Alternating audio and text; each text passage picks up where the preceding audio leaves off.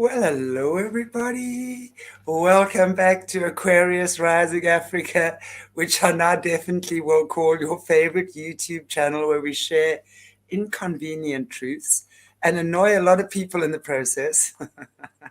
But we also like give a lot of information in the process as well. So welcome everybody. It's beautiful Monday. It is Monday today. Good grief. Yes, it is. And I had Bryce earlier on, and I am so happy to welcome with me today for the first time on Aquarius Rising Africa, Asia Raine. How are you, Asia? And welcome to Aquarius Thank Rising. you. Thank you. I'm honored to be here. Thank you so much for the invitation. It feels really great to be able to speak with you and maybe and hopefully add more information and truths to really kind of be part of the audience that appeals, like that you appeal to and that you serve. So I'm happy to be here. Thank you. You're so welcome. And oh yes, Renee. Hi, Renee. She also did a show with us a couple of months back, in fact, already. Also, Mhm. she's from the Mormon Church, not having the similar experiences to you, Mhm. thankfully, Mhm. but nonetheless had some interesting experiences there. But I'm really happy to be talking to you because since we started this platform, which is now in September, it will be 3 years. I cannot actually believe. And with Jesse Zabota initially as our guest, and then um, from there we had a lot of what we call overcomers. People that have been in the system and that really have come out and are now telling the tale. Mhm. And one thing that has come out a lot is the Mormon Church, and their shenanigans. Now, I'm sorry, you don't even have to take me to the Mormon church. You don't even have to take me within a mile of the Mormon church, and I want to run. And I don't know why, I've never known why, but it makes a lot of sense as to what you're saying. So I would love for you maybe just to go back to the beginning. Introduce yourself to our audience because I've no doubt that we're going to be chatting with you more as well. Mhm. Um, what happened? How did What this begin happened? for you? Yeah, what the heck happened here? I have to say that I was born into the cult. I was born into the cult that is called the Mormon Church. It fits a lot of the definitions of what a cult is. Did not know that that's what it was, of course, because I'm in it. But I was also born into a family that was involved in the darker side of the Mormon Church, which was the blood cult brotherhood side of the Mormon Church that is active and actively and currently running the Mormon Church as well. I And want to just ask yeah. you, you say the side of the Mormon church, like, Hmm. the blood brotherhood, I think you said. Hmm. So are you saying that the Mormon church actually has, well, I think every church has a kind of like a cover life, because if we're just going Hmm. back to a lot of the stories, especially we're hearing from the Catholic Church, a lot of the massive rituals and sacrifices and things Hmm. actually take place either in the church itself or beneath the floorboard, so to speak. So are Hmm. you saying that there is a side of the Mormon church that is really genuinely good, that there are Hmm. people and pastors that have no idea that this is going on, but that is really just a front? Or are they actively fronting? Hmm. Are they Both. actually actively fronting for Yes. the nefarious activities? Are they It's both. blissfully unaware or actively fronting? That is such a great question, but it's also very nuanced because it is both. I'm going to use myself as an example. So I was born into it, and from infancy was um, subjected to the conditioning that would bring a human, a person, into the processes of splitting off, dissociating, being able to be controlled and conditioned, and things like that. And then I was, along with other people, but I was tracked, I was studied, that kind of thing, to basically decide where I might be of most benefit to the cult, what kind of studies I would benefit them by who I am as a person, that kind of thing. So with that, there was also the conditioning was also repressed. So the trauma brain that is activated, and the torture and the rapes and things like that that are designed to create multiple personalities are being tracked and monitored by the handlers. But me as the person and having the front personality, I'm unaware of it. So I don't know. So I was blissfully unaware. I was definitely a member. I was dedicated to the religion. I was on track for being a lifetime member. I married in the temple. I had children that I taught and raised in the religion, and I was actively teaching. I was actively active. I was participating.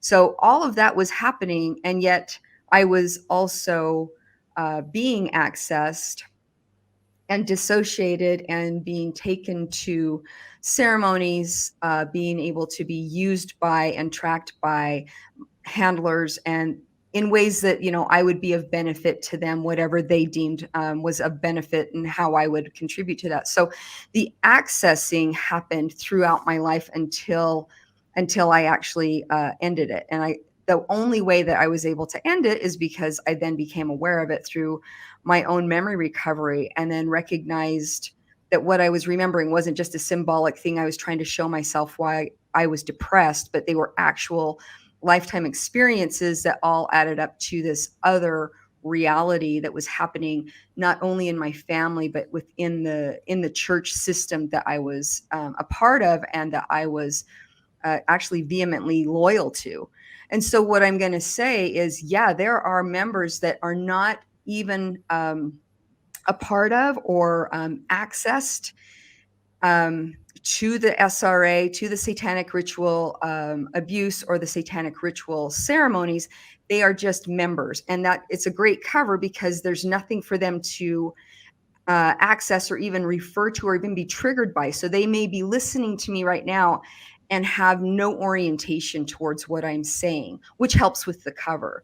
And they like what the church is offering, what in whatever ways loyal members that have no association with any kind of occult experience are living and being the Mormon that they are from a place that is right for them. There are also those like me who feel that that's what they're doing, but are also acting from a front altar, and then have all these other parts. Multiple personalities, multiple things that can be accessed, are triggered, and here, like, are being conditioned by the church itself. And then there are those that are consciously aware of what they're doing. They have a front, or they have an appearance of a good member, but they are consciously participating, taking people to ceremony, actually activating and accessing their victims, and doing more conditioning, and supporting the entire system through those means. And so it's kind of like this amalgamation of all of it, and you wouldn't necessarily know right off the cuff if somebody was or wasn't, because the nuances, unless you know what you're looking for, and unless you learn how to trust yourself and what your energetics are telling you, you're not going to really pick up on it. You're going to actually be confused, and your own cognitive dissonance about this even being possible is going to kick in. And the other thing that happens is, we as good humans, good humans are going to project good human traits onto other people. And so that's even hard to kind of wrap your head around, these kind of very ancient, old human sacrificial experiences, ceremonies, belief and worship of demons, of Satan, of Lucifer, of other demigods, of really utilizing and using humans and harvesting their energy and their body and their blood. There's a really weird thing that you're just like, that just can't be. And so that also actually kind of keeps the cult, the brotherhood safe and secret, because they bank on and expect people that don't have those experiences, that don't have those moral, that actually have a moral code, that aren't coming from that kind of belief system. They're banking on that actually motivating, driving their viewpoint, and they actually exploit that. So a lot of the marketing, a lot of the verbiage, a lot of the things that you're hearing, even that come at you in the church or even in society, if it's trying to manipulate you, it's also they're manipulating those good sides of you, and it's doing it so that it keeps them safe, secret, and hidden, and then you just keep going on with your life. Wow. The perfect cover. Mhm, Really, it's like, yeah, it seemed, because I remember, with Jessie doing all her decodes. And there's one mhm, thing, wow, I have to say about Jessie. She understands how the system works, second to none. mhm, And I was trying to think, but there were five pillars mhm. of the Illuminati, basically, and I don't remember the fifth one now, but it was the Mormons, the Masons, the Catholics, the Satanists, and I can't remember what the fifth one is. She So if called them the anyone, Illuminati. So of yes, she did. that's four though. That's four, and I can't remember what the fifth pillar was. The Masons, the Mormons, the Catholics, the Satanists, and The if Illuminati. anyone can remember the fifth one, um, I I'd think I appreciate wrote it. that down, and that's what I. So Yeah, if we include the Illuminati as one of the pillars, it would be Illuminati, Mormons, Masons, Catholics, and I Satanists. think what you were saying, the Illuminati consists Okay. of Oh, of those five. those, Oh, I yes, see. of the five. Gotcha. So there's another Mhm, fifth one mhm. that's missing. So I I'll have to can't look remember that that up. now. Anyway, but I I just remember wanted to that. mention that because from what you're explaining as well, Mhm, it is so well rigged and mhm. so slick. And Kabbalah, that's right, The Kabbalah. Thank cabal. you, There Lisa. you go. Yeah. Mhm. So the And now you Kabbalah, remember. yeah, the Kabbalah and the Satanists, the Catholics, the Mormons, and the Masons. So it's Mhm, very, very interesting that the Mormons actually play such a big role. But what I'd like to hear from you, if mhm, obviously, anything that you don't want to answer, you're welcome not to. okay. But I would just maybe explain to us how it began for you. I know that you were literally also your parents were in, and I do believe from our off-air conversations that this was Mhm. really your dad. And My dad was consciously involved with it, yes, and so were his parents. I don't have a lot of active memory, or didn't recover a lot of memories with my mom, although she was present and active. There is, she does have some things behind her that do drive this. But the way my experience was, I'm the oldest child of two oldest children, and that does factor in uh, on where it was that I was placed. And so at 5 years old, I was taken up to the church administration building. I had been selected through a process, or through a screening, through Romper Room, through that. There was that national syndicate show, and that was actually utilized, I know for sure, in Salt Lake City, because that's where I was. I believe it was also used in other cities, but I can't speak to that. I just know that those recordings were a good way for those who are going to be choosing children and observing children in play, how well they take direction. Have they been conditioned enough since infancy to be chosen, to be in different areas? That was something that all factored in for me. And so then I was that screening of those 2 weeks on set, at, just being part of that program, of that show. It would come on daily, and little kids would watch it and that kind of thing. And so I was excited to be part of it. I was excited that I was going to be part of it, and I got to, meet Miss Julie and see the magic mirror and those kinds of things. And in reality, that was a screening. So then, when whatever it was that my that I fit, my personality, the way I interacted, the way I led, the way I didn't lead. All of those things are being evaluated. All the children are being watched and evaluated because children show up as themselves. And so it's easy to see and predict personality tendencies when a child is actually, still performing and still being who they are, and yet knowing that there is also conditioning that has happened to that child, like it did to me before even that screening happened. So then I was selected by Tom Monson, and he was part of the church leadership. And so then I was taken to the church administration building for whenever they called me in. And so it would, whether it was for ceremony, whether it was for gifting, whether it was for being trafficked somewhere else, whatever their agenda was, I would be one of the children that would be called in and utilized for whatever they wanted, deemed necessary at that time. And I was not the only child. There was always, always is kind of, there were times that I was in ceremony alone as the only child, or there were one-on-one tortures, rapes, ceremonies, conjurings, that kind of thing. But most of the time, there were other children and there were other perpetrators there. So it was more, I experienced a lot of group ceremony interactions. Was And this all was this all within the church? So are we talking within the church, what, so walls? yes. So my experience, if it was, so I had experience with both my family, meaning it was just family organized, family planned, strategically done to keep conditioning the children, my cousins, my sister, my brothers, that kind of thing.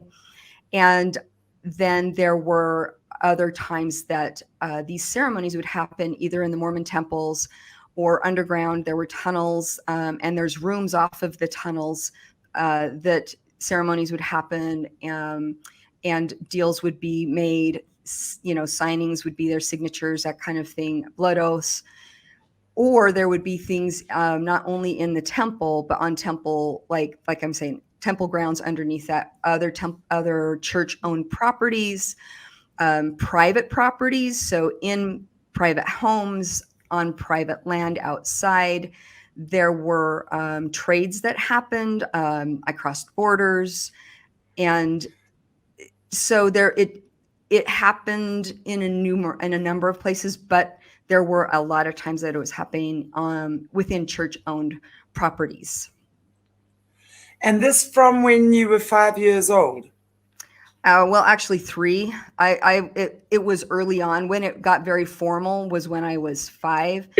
But the conditioning began at infancy. The trainings, the ceremonies began as a baby. And there are things that Mormons experience, or ceremonies that they do, just even, like in church, where in front of the congregation, a child would be blessed. I was blessed in a satanic blood cult way before I was blessed in kind of Why? Because you obviously are bloodline then. You must have some kind of bloodlines or the hierarchy kid, as for I me, know them. yeah.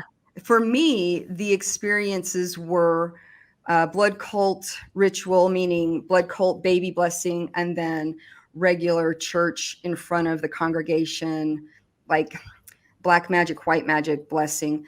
I was baptized in blood and in a blood cult before I was baptized, in the church. There were other ceremonies that happened that, well, I mean, there was a marriage ceremony where you're married off to Lucifer. So there's the marriage ceremonies and giving yourself over and dedicating yourself that way when I was younger. And so then you're living a life that is dedicated and owned by that entity, that being, or those who are in proxy for that entity and that being, that darkness. And then when I was married, before I got married, there were also approvals that had to be made by the general authority that was over me and the general authority that was over my ex-husband's family, well, my fiance's family at the time. And the families brought those brought us together. So the families arranged the marriage, and that's done, and that was done in our case, and it's done in other marriages too, so that both victims, both me and my husband, would be in our own kind of repressed memory experiences. So the forward parts of ourselves were married, but it was easy to access the children as we had them, or access the entire family if needed, because then we were already conditioned. Even though we were walking around as adults, we were already conditioned to turn over our authority to them, or to step into a part, or whatever it was that we needed. So there were a lot of times that my children were accessed, and I was not aware. I wasn't, in that awareness, because I'd already been conditioned to not see that, or to not suspect the person that they were with, or to willingly give over the, like one of the kids, hey, can they come stay the night? Hey, I'm going to take them to a basketball game. We're just going to do a one-on-one. Grandpa wants to get to know, or wants to, treat so-and-so, or give them a birthday celebration, and the orientation is like, that's really cool.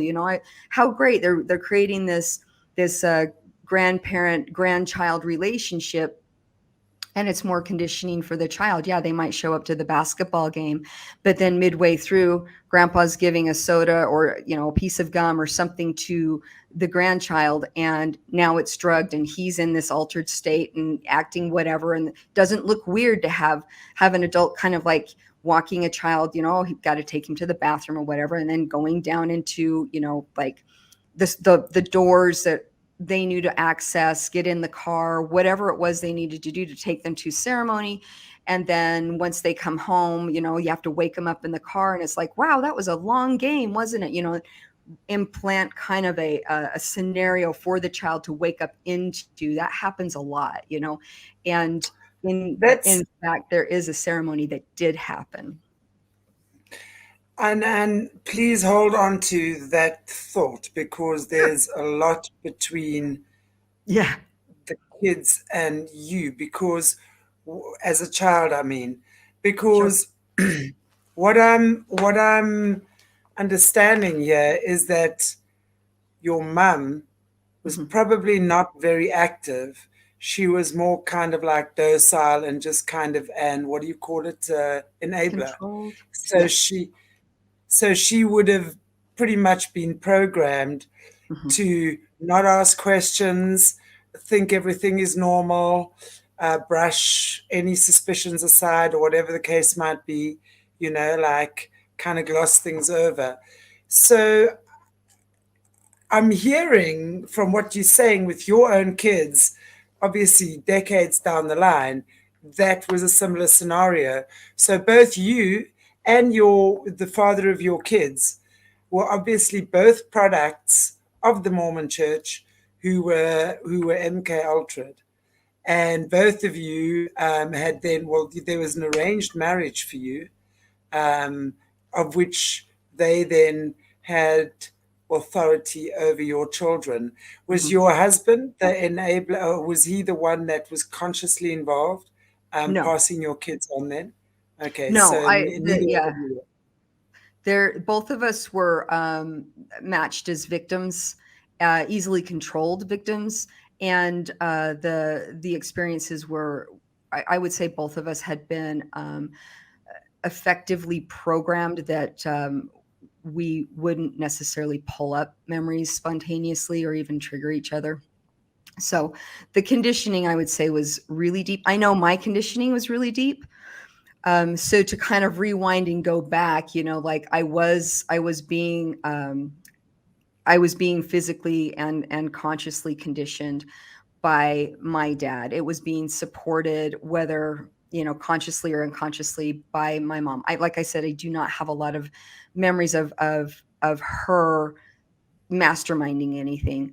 However, there were a lot of I shared experiences with the high level church leadership and ceremonies and tortures and murders and things like that in that area, as well as with my dad personally, and then also his family as well.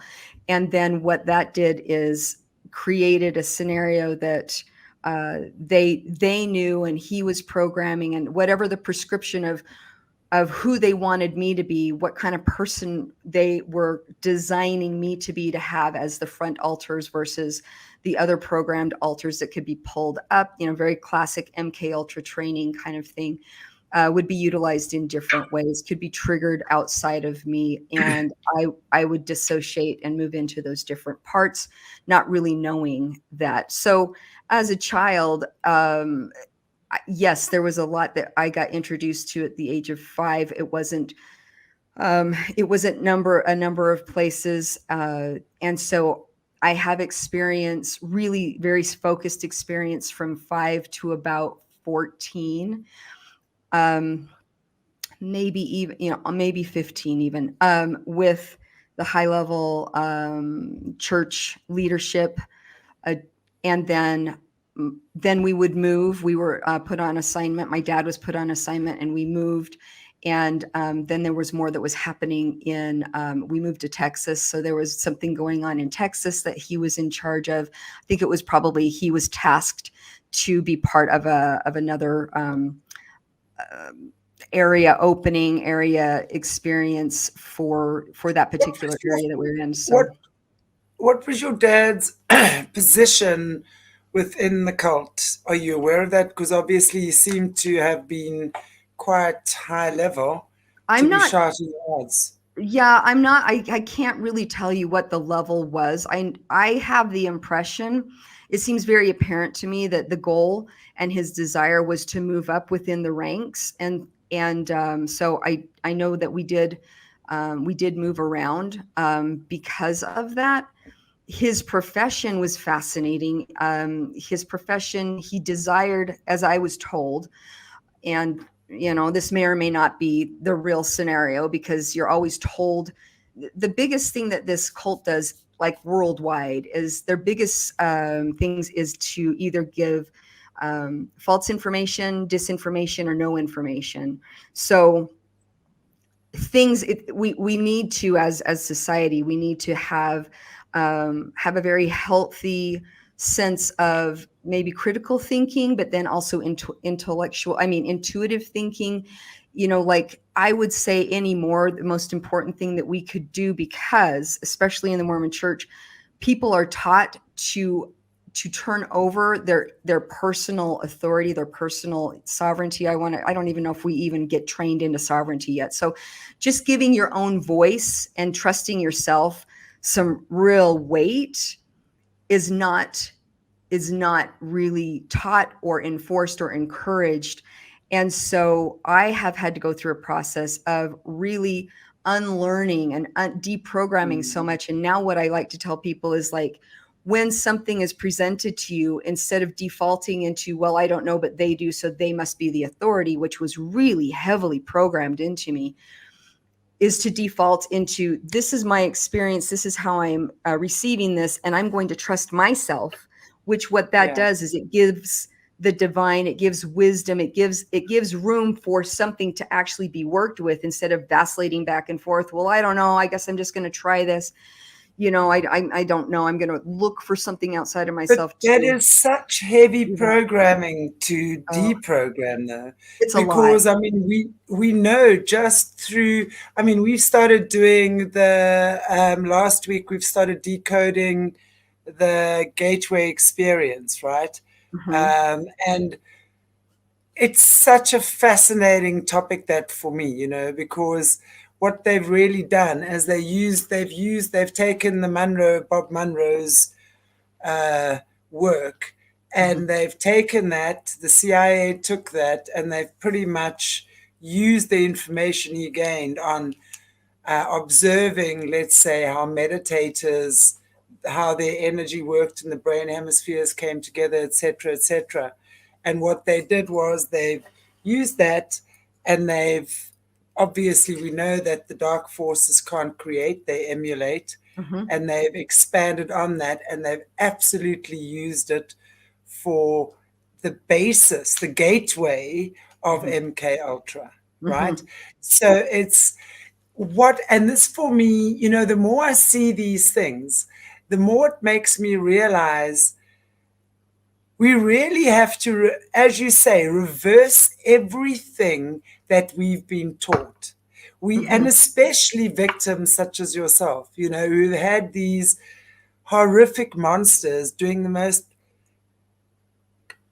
unimaginable things to children and each Mm-hmm. other and whatever. I can imagine that those imprints must be so deeply etched in a child's mind, you know. Mm-hmm. Um, Part of what they do is they make kids sacrifice other kids, right? Mm-hmm. Yes. Now, how? I mean, if you think about a child, pure innocent, all a child does is want to hug the bunny and kiss the puppy and Mm-hmm. love the baby.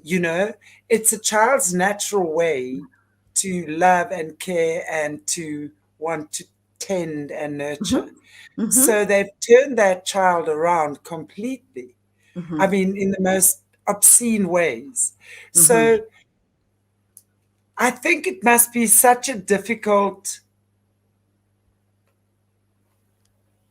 turning point, that, right? To Where, be, where, yeah. No, no, go ahead. Finish your sentence. Yeah. yeah, just to get to turn that, to alchemize that. That's the word I use, to Mm-hmm. alchemize that. It's like, that it's darkest before the dawn, the dark Mm-hmm. night, to go back to those places and have these memories Mm-hmm. replay themselves. How do you deal with that now when you're looking at what you've been through? Mm-hmm. The betrayal, because when you realize, because but let me just ask you this before I ask you that. Sorry, I know my mind is, I've got a million I got all the questions. questions. Uh, your father, what type? Because very often, then, in these types of scenarios, they would make the mother the secondary parent. So Mm-hmm. she would be there as backup. Mm-hmm. Did they make your father your primary caregiver? I would say I interpreted what you're saying there. I'm going to interpret that as saying my loyalty was to my father. And that loyalty, I would say, would line up with primary caregiver. Although my mom was a stay-at-home mom, which would be primary caregiving in the social acceptance stance, my internal socialization of who I trusted, who I resonated with, who I loved, who I wanted to be like would have been my dad. My dad was my rescuer. They actually did create situations Oh, where I would trauma be he would bonding. exactly. So the trauma bond would be systematically created. He would take me to the ceremony, right? And the switch Explain, would be explain to us. Use an example for myself and the viewers of, let's mhm. say, a ceremony, as you're saying that he took you to. Explain, talk us through that. How did that play out? It could play out in a number of different ways. Let me think about this because it happens always. There's a drug. Always the child is put into an altered state. So the disorientation is happening on a number of different levels. So um, you're taking in information, but you're processing it, and yet you can feel your body like getting woozy, or you do go into unconsciousness or something like that. So it's a little difficult to track. However, like I would be taken to Who would administer the drug? Would that be so your dad? it sometimes if it needed to be if I was going to be showing up to like there was a time that he got a phone call. They were in the process of punishing and eliminating an individual that was trying to get away, I just remember he got a phone call, and basically the way this went down is like, this is happening. She's going to be eliminated. If you want to bring your daughter so that you can, like use this as an opportunity to drive in conditioning even more, get over here kind of idea. So then he hangs up the phone, says he needs to go over to his brother's house to help him fix the lawnmower, asks me if I want to go. As we go, he hands me, like we're getting ready and whatever, he hands me a drink. Hey, you want to have a stop and get a soda? We didn't even stop. It was just like, here's a drink, but it was drugged. And we don't go to my uncle's house. We go to this ceremony. And so I'm kind of like, and I'm not even aware that that's where we're headed. I don't even know what's going on. So that would be a kind of an instant thing. But we show up to this, and I'm saying ceremony because the ceremony was, they were killing this woman anyway. And so if you want to bring your child so that she can see and you have more demonstration as to, if you tell this what's happened, this is what happens, here's an opportunity. So that's kind of an impromptu one. There were others that were planned where it's like, bring her to this location at this time, and maybe I got a drug in the car, a sandwich, a piece of candy, something like that. Or I would be taken church administration building, they'd put me on the elevator, I'd go upstairs and somebody'd hand me a chocolate. So it may be them, but you're always getting something at the beginning to alter the state, to start opening up and shifting the awareness of the child, or dampening the awareness of the child, so that what happens next, you're typically going along with, or you're completely losing consciousness and then you wake up into the situation. You wake up into the screams. Would your father be um, present during Sometimes. these rituals or ceremonies, or would he take you there and rescue you afterwards? Both. And so there were ceremonies where he showed up later. I'm like kind of coming off of the craziness of what had just happened, and I see him. That's the familiar face, and all I can do is just trauma bond and be so grateful he's there, taking me away from it. No part of my brain is actually going, wait a second, how did you know to get me here? Like, and then why aren't you doing something about this? How come this isn't alarming to you? So you're not in the presence of mind to even ask those questions. You're just eager to get away. They also have full-on scenarios set up where trauma is like the girls in this, the one I'm thinking of, it was all girls. The girls are brought in, their dads are next to them, and then things start, like the setup is, the setup would be the bad men are going to come in their robes and whatever, and they're telling us that we need to be obedient, or they're going to hurt our fathers, which is alarming to hear, and cut, kill, whatever, because there's something that they've already done that to in front of us, whether it be an animal or another human, another body. And then the bad guys, in their robes or whatever, go and grab our dads, and the dads are like, no, they're in their own pretending and wrestling them out of the room. And You're now, kidding me. They literally, yeah. they literally go to those extremes to pretend that your fathers are being manhandled by Yes, and the fathers are a part of it. When you say go to that extreme, I'm smiling to myself, because I was definitely of the generation where they would create entire movie sets, theater sets, stage creations, like, art. Like they would create entire locations to look as if you were somewhere else. Like the extent to which some of the ceremonies I was a part of were so good, I really thought I was like in Egypt, or I really thought that I was in another location. And so I'm kind of smiling to myself, because what I'm describing is nothing. Yeah, the dads are participating. They're manhandled out of the room. Now they're putting on their own black robes, and they're coming in. Now these other guys, now we're associating bad men, black robes, in come our dads in black robes. We don't know that because we can't see their faces. We're drugged. We're terrified. And then the next thing is a whole scenario of, who are you loyal to? What's going to happen? This is going to, you're going to be hurt. And then in this case, there's this very real experience with blood, with joining through blood, that kind of thing. And then the fathers in this case rape the daughters, and then we see the face is revealed. So now we are experiencing pain with this association. They could hurt you, and it's really that's another compartmentalization of. Can I just, so what you're saying, the fathers then rape the daughters that Yes. still with their masks or their, and then afterwards they reveal themselves to the daughters. Yes, as the rescuers.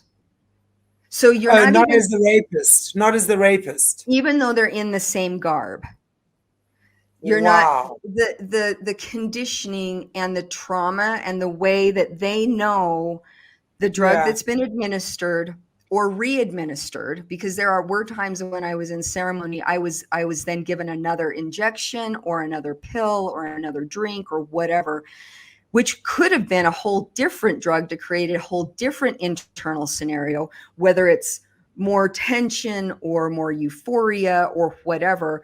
So the disorientation is going the way they're designing. Plus, you have all of the hormonal responses going on, and you've got the trauma brain kicking on, which is recording and storing everything, so that when you actually finish with all of this, that part of your brain shuts down. You're not accessing it because we're not walking around in full-on trauma brain all of the time.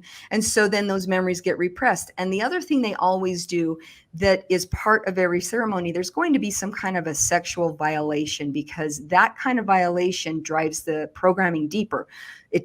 Typically it's going to be like the anal raping and that kind of thing, whether it's with a penis or an object, is also there to help split off the brainstem, the bottom part of your brainstem. Or a vaginal rape is going to be there, the pain, the full on, like, just being violated is also part of it. Then at some point through all of this, whether you fall asleep or or put to sleep, waking up into it, you're going to be given sugar. So you're going to be given a piece of candy also, because the sugar reacts with the brain as well. And the association with sugar, there's a lot of people that have very real addictions or disorders or whatever when it comes to sugar, because it does act like, like it has similar chemical reactions to your brain that cocaine does. And it puts you in a place that you are going to have this euphoria as that sugar, that chemical, is reacting from a place that does actually bury even more the trauma. And as a child, that is very, very appealing. You want that sugar. You want to feel good. And at the same time, if my dad is driving me home, or I'm waking up at home and you're just kind of coming out of it, there could be like other things said, like, wow, you fell asleep, and I mean, you missed the whole thing. And you're kind of like, I missed the whole thing, what? And it's not ceremony. It's like, oh yeah, we went to grandma's place and went to go pet the horses or something, right? Something completely different that you're going to trust, or you want to be your reality. So you're still not accessing that part of the trauma brain that's now closed down. And they're also giving you an explanation as to why you're waking up, in the backseat of the car, whatever it is. And as a child, you've got no other orientation or cognitive maturity to even think or do anything different. So, and it also, you've got these different parts and personalities that have been created by them. They are also working with a script and prescriptions of how to create multiple personalities, how to create a child or a vessel that would be receptive to MK Ultra training. The more valuable the child is to the group that they're working with, then the more apt they are to either work themselves up in the group, or to be paid more for that child and the use of that child, or to be trafficked, or whatever the purpose is there. So, and they utilize different things. Like I was going to say, it was important to know my dad's profession was eventually as a hospital administrator, which meant he had access to all kinds of areas in a hospital. If you happen to have a controller or a handler that's a doctor, you're going to have all kinds of availabilities. They use, for monitoring ceremonies in children's, veterinarians, dentists are huge in this. Not huge as in they join in. I'm just saying they utilize their skills a lot, the conscious way of being able to create a lot of torture and terror in somebody's mouth. is, or, like without the use of any kind of drugs, all the nerve endings up here, and the words that are said as you're tortured, or the words that are said as you're watching something happen. When you asked, and I wanted to revisit this, when you asked, how do they get children to kill other children? There are times it's a very formal ceremony. You hear about this a lot. There's an altar, there's chanting, there's, whatever it is. There's things that are going on that feel very, very, very ceremonial. And yet there were times, and I was reviewing this last night actually, where, and I'm going to tell a little bit about this memory without getting, it's going to be graphic, but not too graphic. I'm going to try and really keep it mellow, if that's okay. Would you feel okay with that? Absolutely. Just if there's a trigger warning for any of our viewers, let this be it. Okay. So yeah, we can't get away from the graphics in these stories, guys. So if there's any of you, there's really not. I was 4. I want to say I was 4 years old, 4 or 5 years old. I was this was a preschool kind of setting, and there were a lot of children, so they were conditioning all of the children. And in this one moment, and this is just the section that I'm going to share, is there were 3 of us handcuffed together. So there was a little boy. I was handcuffed. It was my left hand. So I was handcuffed to him, and then there was another little boy handcuffed to him. So one in the middle, both hands are cuffed, right, to each of us. And we each had been given a name, and it was a biblical name. And so they were using, I think my name was Ruth, and then there was a Samuel, and there was I think the middle boy's name was Philip. That's what it was. And we had already gone through some kind of terrifying experience, and all of us were in a very heightened trauma state. And there were other children in the room. The same thing was happening to them, but I'm telling you what happened to us. There was there were 2 men that were, with our little 3-person group. And we all wanted to get out of there. Clearly, you would want to get out of there.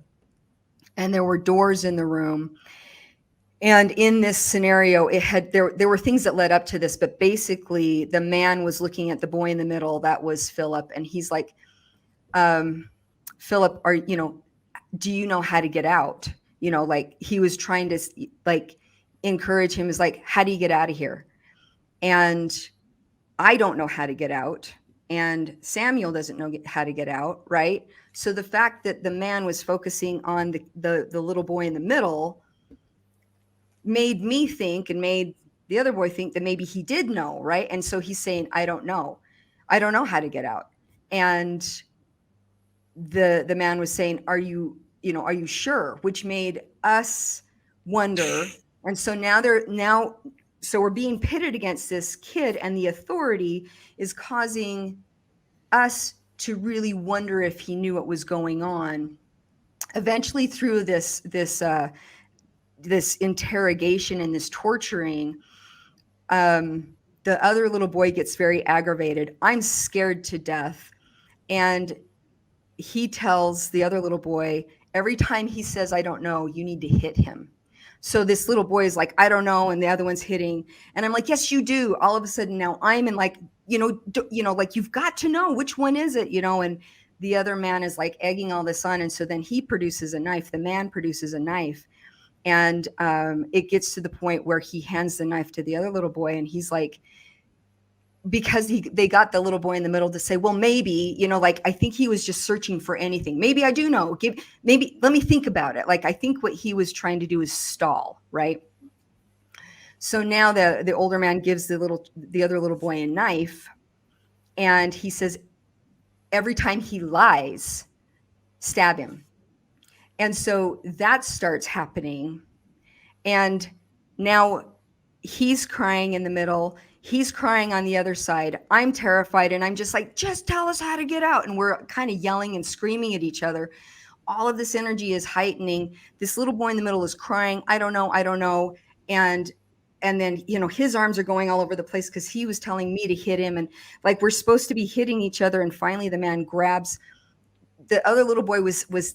I still focused on every time he says, I don't know, you need to stab him. And so he was still doing that a lot. And there was a lot. Now suddenly there's blood. And suddenly the man says, Philip, you're lying. All of this is wrong. Grabs a knife out of Samuel's hand, plunges it into his stomach and pulls it up, right? So now this little boy is dead and there is blood everywhere. And then he looks at me and he looks at the other little boy and he says, okay, so since he didn't know, one of you two does. And he goes, you're going to have to fight this out. What happened in my mind was like, oh, no way. I want nothing to do with this.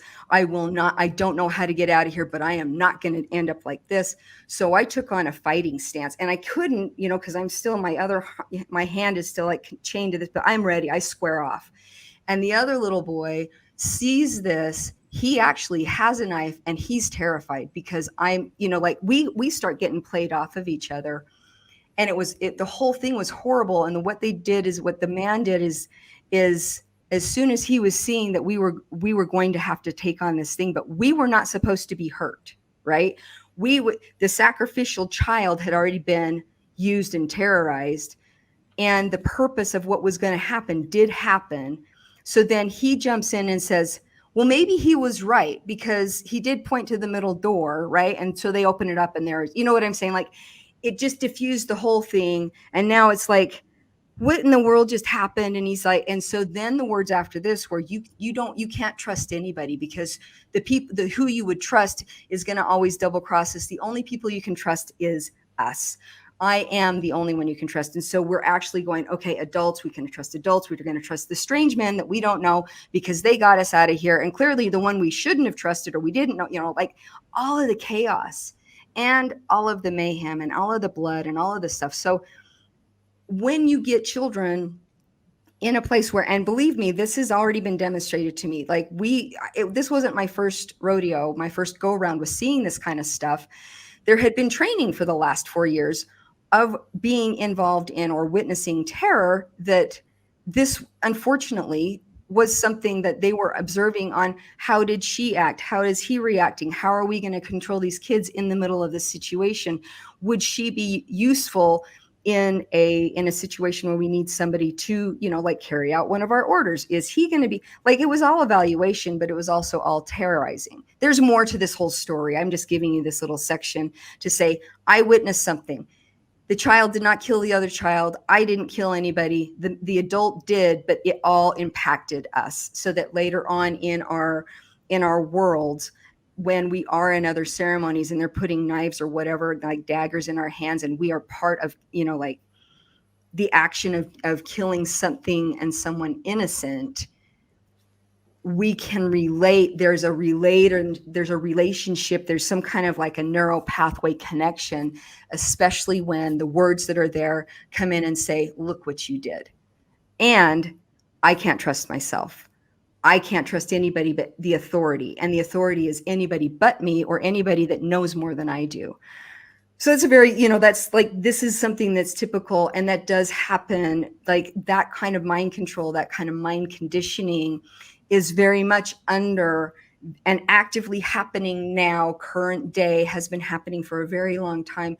But this is what is running the Mormon church. This is what is underneath the Mormon church. And when you have enough victims that have had these experiences that have front altars or don't want to see the man that's leading this church or the man that is leading their congregation or the man that's, leading whatever as the man they saw, 2 weeks ago or last night in ceremony, then they won't. They want to see what's there and they want to take in what they're being told because they can't trust themselves. Somewhere in the back of their minds, they know they can't trust themselves because of all these heinous things. This is completely, it sounds as from what we're hearing, stories of the Catholic Church. This is as bad. Would you say, do you remember any times in any of these rituals or places you've been to where you'd find the Mormons and the Catholics overlapping and hanging out together? And can you tell us maybe, I don't know how many, if you can drop names at all, or you talk about high level people in the church? Is there? Can you tell us a bit about that? And I know we're almost out of time, but Yeah, I was gonna say we're almost would- out of time on this one too. I do know I witnessed a number of times high level, high level, the leadership of the church, like the top 15. I've had experience with back in the time when I was those ages. I had experience with 10 of the 15, meaning I was with them in ceremony. They tortured or raped me. I was watching them kill something. They were doing something to me, that kind of thing. And that was back in the late 70s, early 80s kind of thing. So the ones that are still alive now that I have experience with, there's still a few.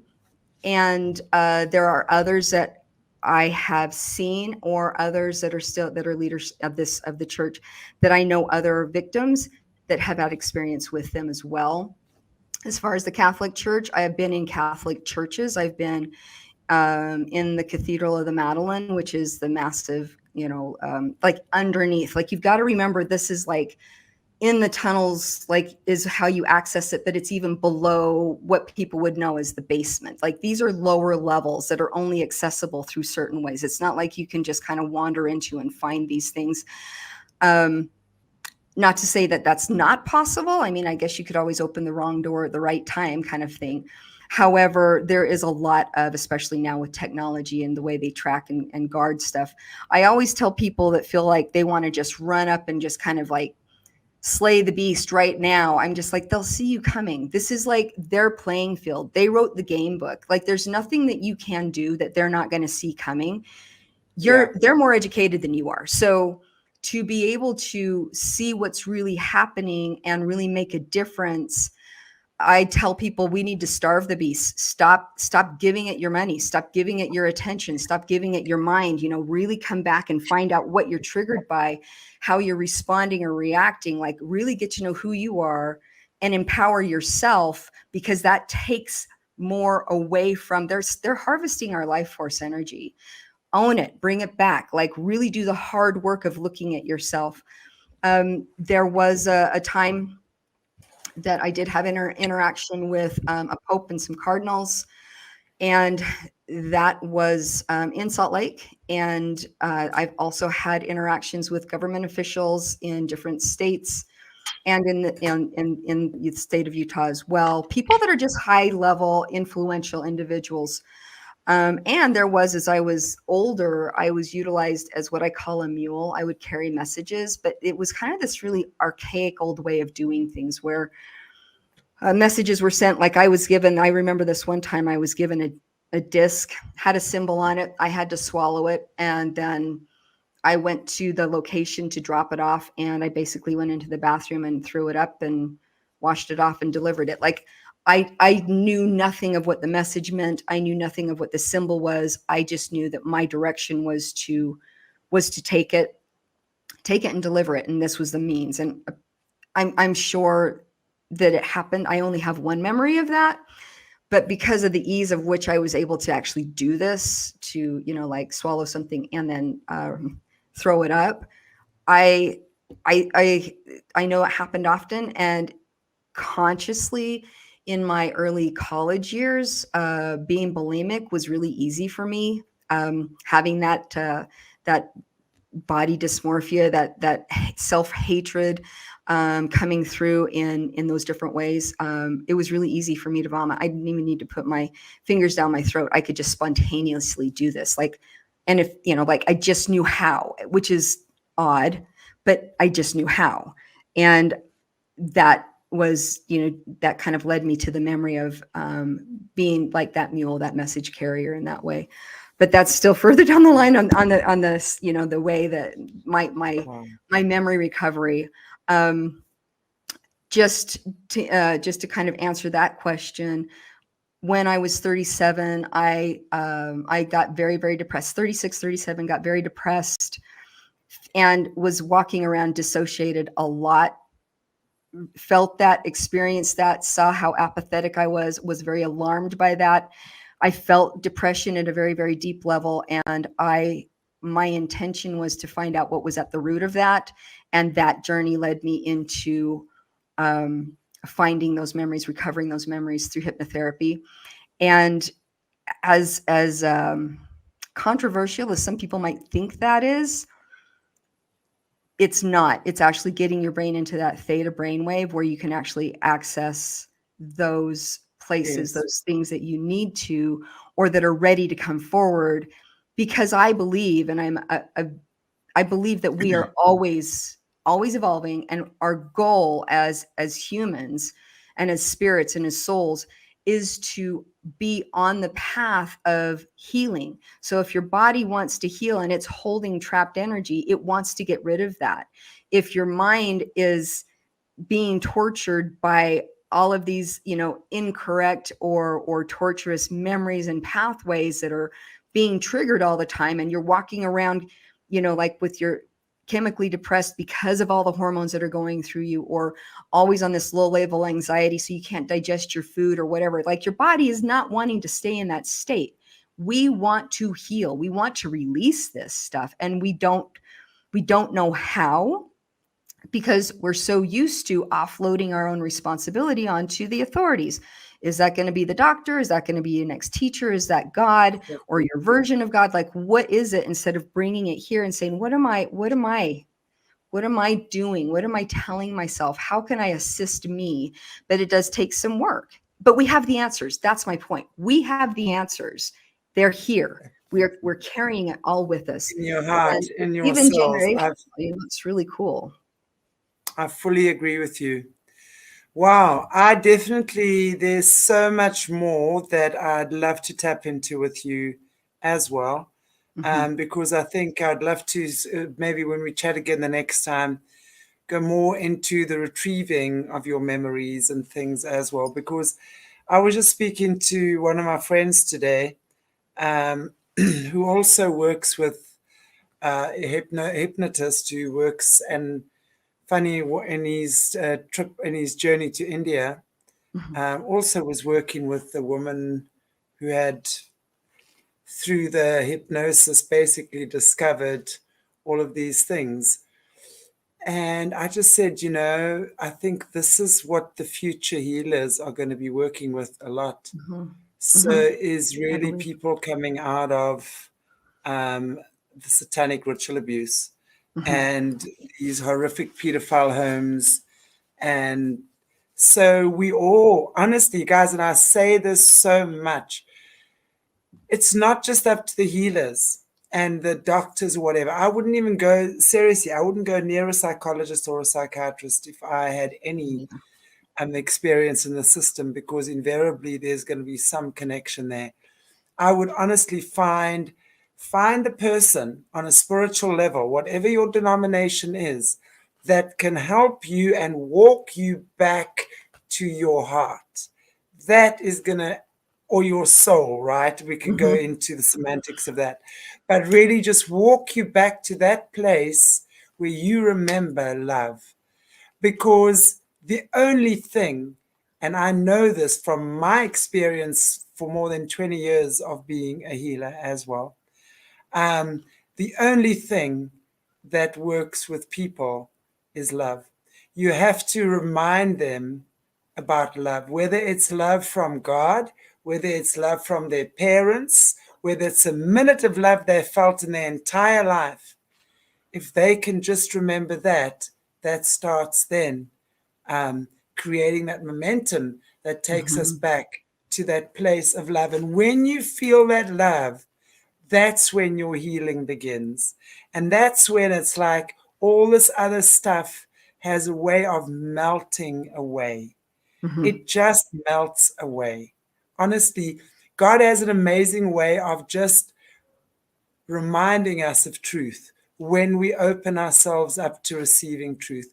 We always think the truth is going to destroy us. It's not. The truth sets us free in the most beautiful way, And I'm actually liking, sorry, someone's commented about Martha Beck. Oh. And I love that you mentioned Martha Beck was in South Africa a number of years ago. I actually hosted one of her talks. Wow. Yeah. And this is a number of years ago. What was the book? And I was trying to think of the book. She had an autistic son or a child, something. Raising Adam. Raising Adam. It was a great book. I loved that book. Yes. And then her next book was Leaving the Saints. And yes, she this is talked the one about that Yeah. This is the one I'm just going to add this. Sorry to interrupt you. Yeah. Hmm. Grandpa was a high level Satanist of top position in MC called Leaving the Saints. Yeah. Hmm. Right, So, right. wow. If you find her description of what was happening there was in a room that I actually had a memory of as well. So in a way, she validated me, and I feel like I'm going to come forward and validate her in that. It's like this Egyptian room, and um, I know it to be like, well,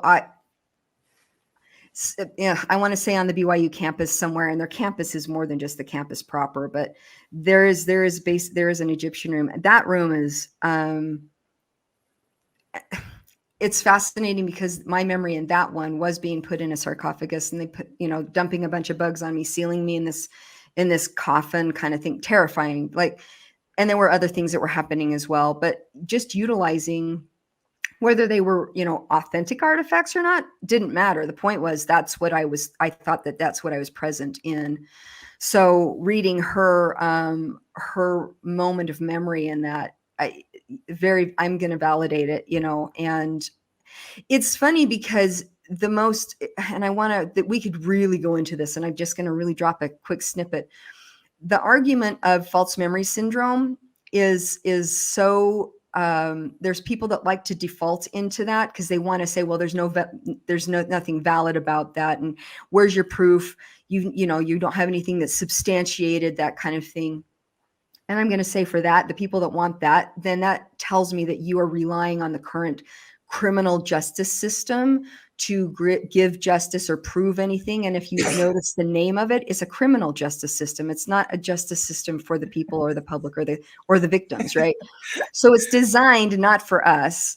And it puts the burden of proof on the victim to come up with anything. And I'm yet to anybody that was walking into any ceremony, with a camera or a mic on. I mean, they strip you naked all the time, and they're your handlers. You're going to report to them. Like, there's so many different ways that this can be sabotaged, and they keep themselves secure, that asking for that kind of proof so that the justice system, the criminal justice system, can be satisfied and you can get doled out from the system that hurt you, their version of justice, is really, that's crazy making, and it's silly. Like, well, it really makes no Wow. sense. Absolutely. Yeah. Absolutely. But It doesn't. I love that you said you find the person. Like, what we end up doing is we'll read, okay, I want to work with this person, and then we put all of the responsibility on them to heal us, and that has to shift. Go interview people, see how you feel about that, step into that process with them.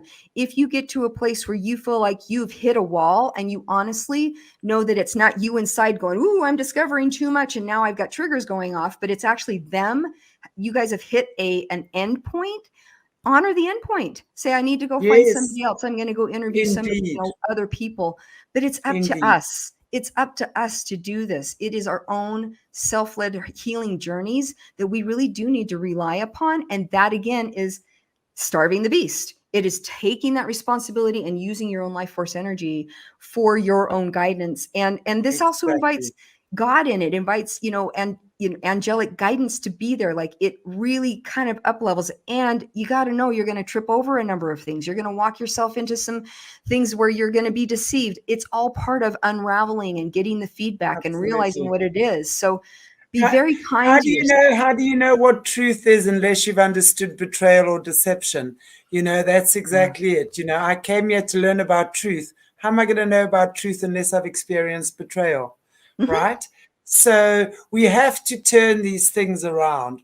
We Hmm. have to, it's in our power, it's in our mind, guys. Hmm. It's in our mind. We have the ability to shift our thoughts. Hmm. We have the ability to change focus. The more you think about how god awful things are and how terrible this and the more you're regurgitating that disgusting vomitaceous energy, the more you're going to create more of it, or the longer you're going to be in it. Focus Hmm. on something that makes you feel good. Focus on something. Call a friend that makes you laugh. Go for a pedicure or a manicure. Go for a walk around the block. Cuddle your cat. I don't care, but do something that just gets your momentum going in the other direction again. But I really have thoroughly enjoyed having this conversation with you, Asia. And Thank I'm you. definitely going to be inviting you back within the next week or two.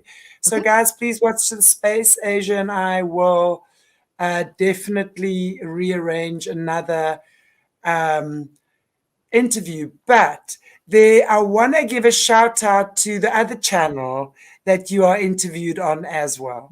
Okay. Um, so if you can you give us the name of the other channel? And I don't know if Mornay is in the background, if you wouldn't mind just other than giving the name or even the link. Because what is the lady's name? So sorry, what is the name of the channel, Asia? The Galactic Storyteller. The Galactic Storyteller. She's Hmm. also she's delightful. I watched her Hmm. interview you, Hmm. and she also exposes child transportation. I'm going to put it that way because never know.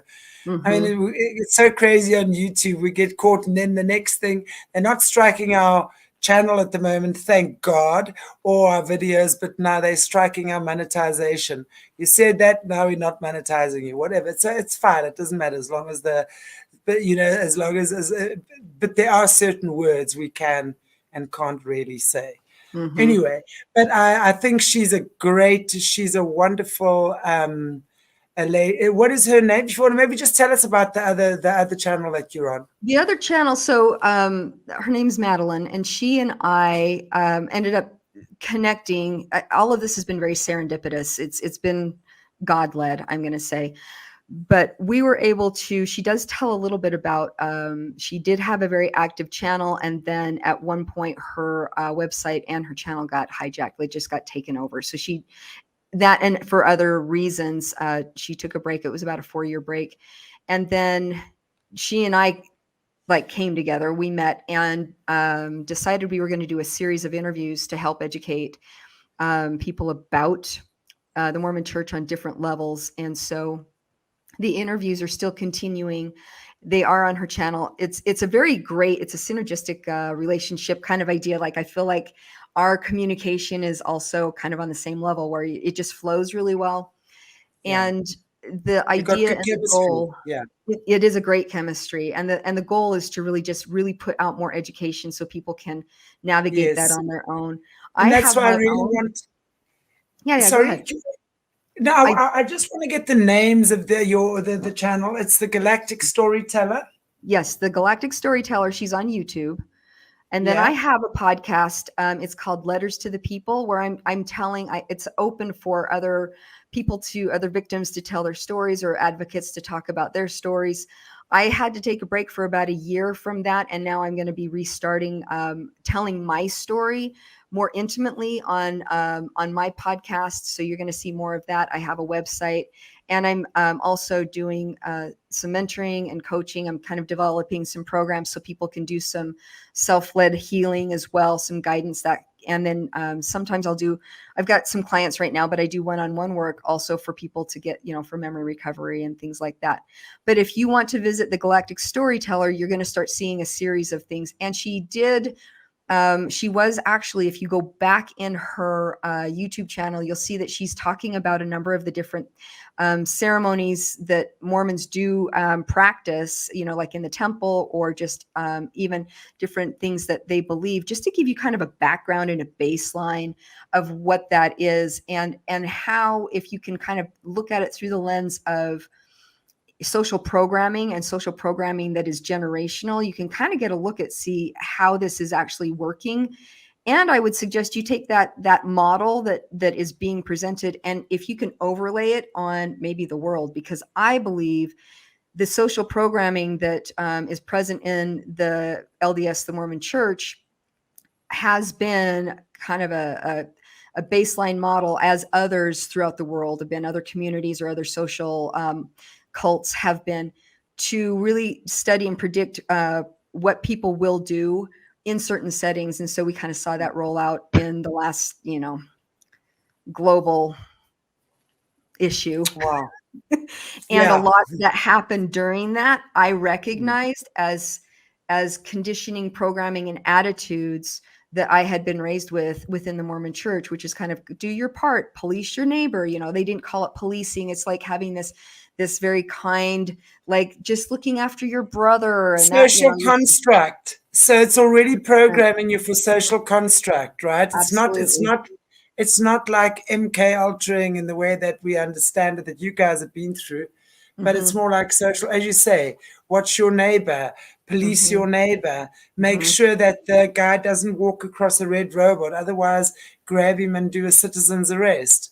You know, you are a good public citizen when you Hmm. help the police and the government do their job and put these bad people away. Wow, the ones Well, that and it won't really listen. does create the whole form to the framework to look through, because you are a good person. Again, it's a really great way to exploit the desire of being a good person, but they're telling you how a good person should act. So it takes away a lot of Yes. critical thinking, and when you are in lockstep with it, then it makes it so you really don't question authority, which you're very much taught in the LDS church, in the Mormon church, to not question authority. The prophet is the one that's talking to God, and then he'll pass down that message.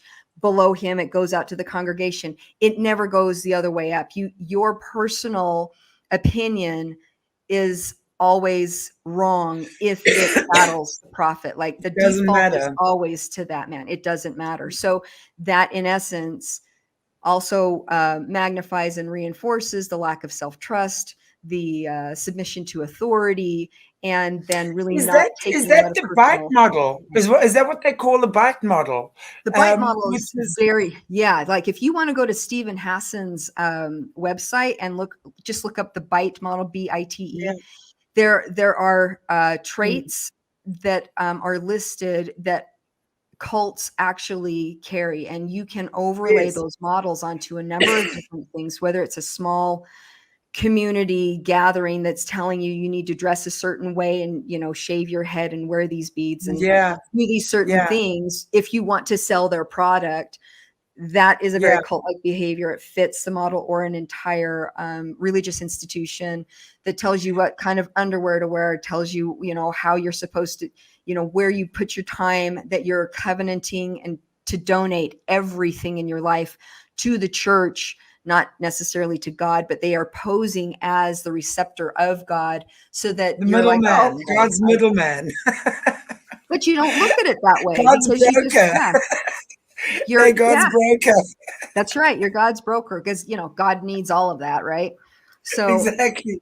critical We, thinking is not reinforced a lot. So, yeah. oh my gosh, we actually did, and again a couple of months ago, we did with Bryce. Actually, we did a whole decode, if you will, on the bite model. So if you guys Mm, haven't seen cool. that yet, it's super super interesting. It was over Mhm. a couple of weeks, 2 or 3 weeks. We actually went through the bite model, and we spoke about the whole subtle programming and conditioning, and especially coming from churches. Exactly Mhm. what you're saying. You get told how to think, you get told what you can and can't. It's like a mini version. I mean, it's like no wonder governments and churches work so strongly together, Mhm. because governments are using churches to condition. And now what we're understanding is that most churches don't have your best interest at heart to begin with. Even if your preacher might not even have an idea what's going on, he might be a really good guy who's just been brainwashed himself in Exactly. theology school, whatever it is, Yeah, he's following Wow. protocol and following the direction, and it's when it's framed that this is from God or this is for your best. The most incriminating comment that I hear, even that repeated a lot, is when parents say, "I know better for you. What's better for you than you do," and you have the government telling us that, and we have the Mm, religion saying, "We know better than you do. We know what's best for you. God has spoken to us, or we've done this study, or whatever." And if inside of you there's something that is like not in line with that, again, the default is to turn over your personal authority to the authority, mm. versus really taking some time. And that's the key. It takes time. It's very inconvenient. It's more convenient to be told what to do. It's less convenient because it takes more time for you to pause, check in, Mm. interpret what you're feeling or thinking or Yeah. saying, or what's coming. Mm. and then question it. Question is like, well, what exactly is this? Don't really grab onto the next label that the church or the government or your dad has given you. I mean, it takes very real like self-evaluation and self-observation. And a lot of people are just so busy or so distracted to even think about that they're going to take the first impulse that hits them as their inspiration, when maybe that's like harmonic frequency warfare hitting them, like, and that's part of this too. Exactly. And we have to discern.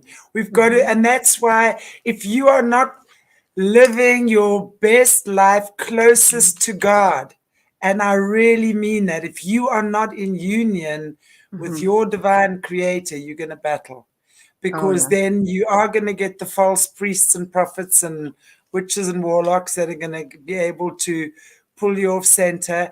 If you don't have a good self concept about who you are and what you're worthy of, as a human. And one of our viewers on the earlier show, who knows the system back to front, speaks about the human spirit is worth $6.5 trillion to the Wow. cabal.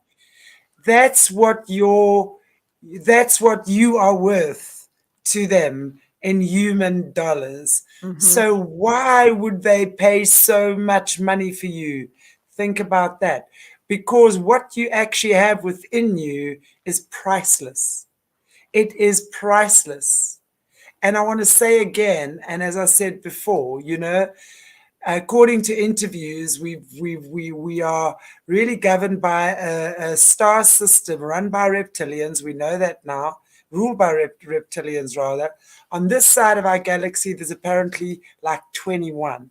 And what they do is when they take over the planets, as we know this crowd has done here, Mm-hmm. they literally pretty much want to dumb us down. So they're going to do whatever, because they want slaves. So they create slaves by dumbing us down, right? But they want productive slaves. Mm-hmm. So the only way for us to transcend that, because one thing we have and they don't have, is consciousness. So when we raise our frequency, when we act in love, when we walk in love, genuine, not fake. You see, the one thing that never lies is energy, ever. When you're in your heart knows the truth. I don't care. And that's why I say many people criticize me for my beliefs. I don't give a rat's backside. Those who know me, they know my heart. And when you know my heart, I know yours. And then what, you really think I'm going to let some idiot Bible verse tell me I'm not allowed to do this? You've got to be joking. Come on.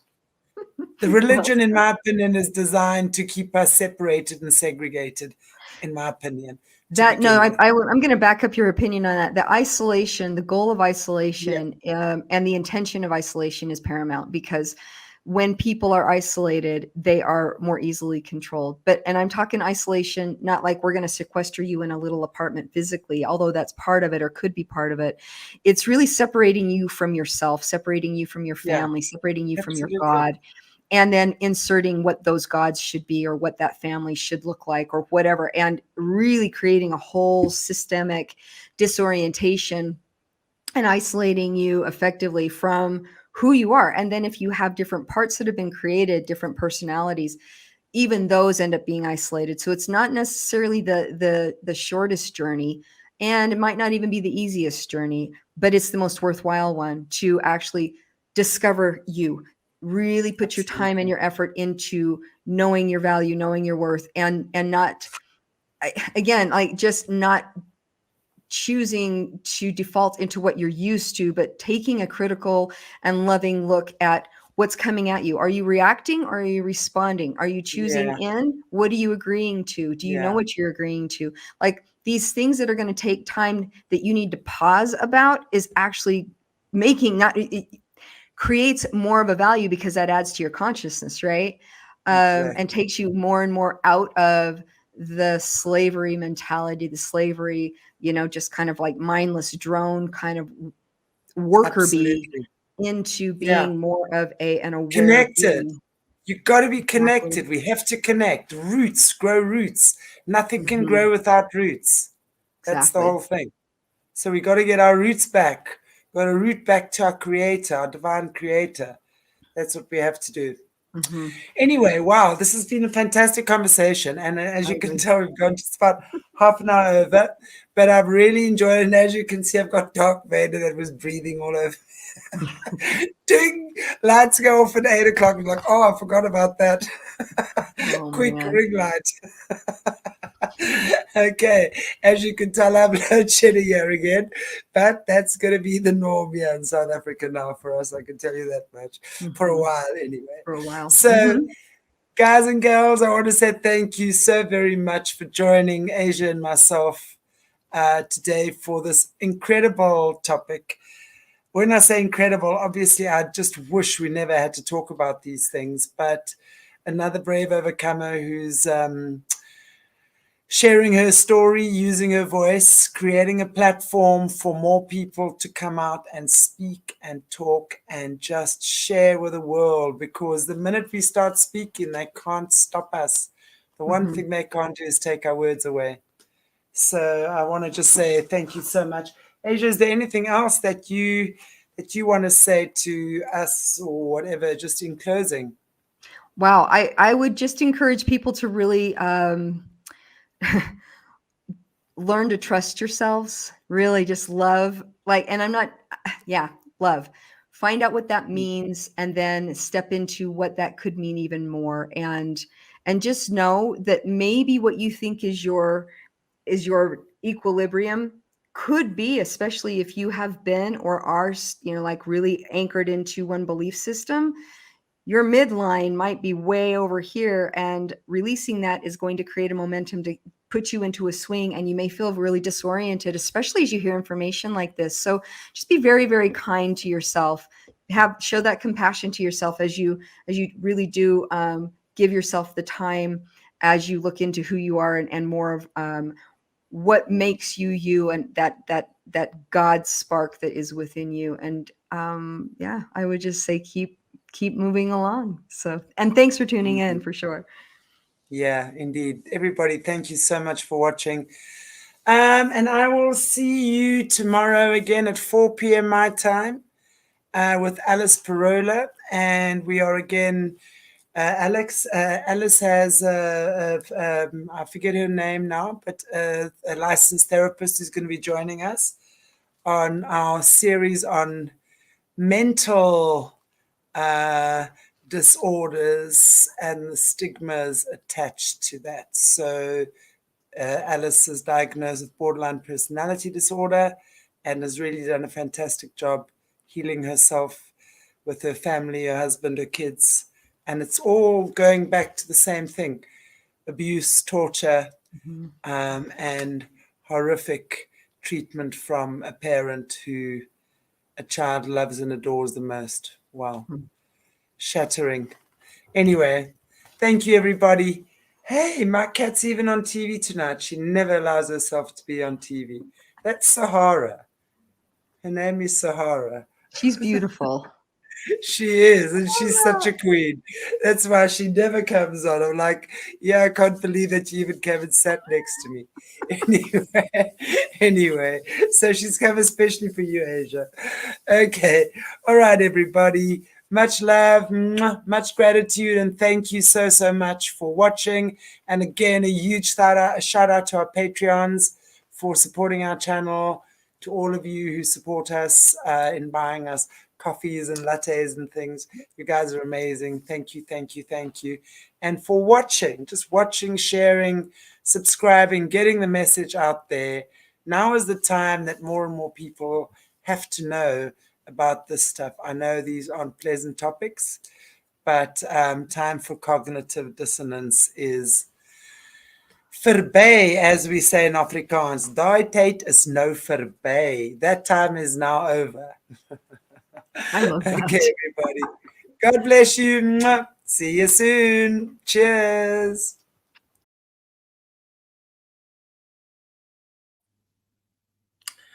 Well, good evening, everybody. If you're in South Africa, or good morning if you're in America, welcome to Aquarius Rising Africa again.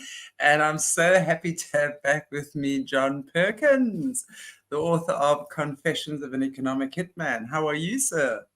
I'm great, thank you, Chantel. I'm just fine, happy to be with you again.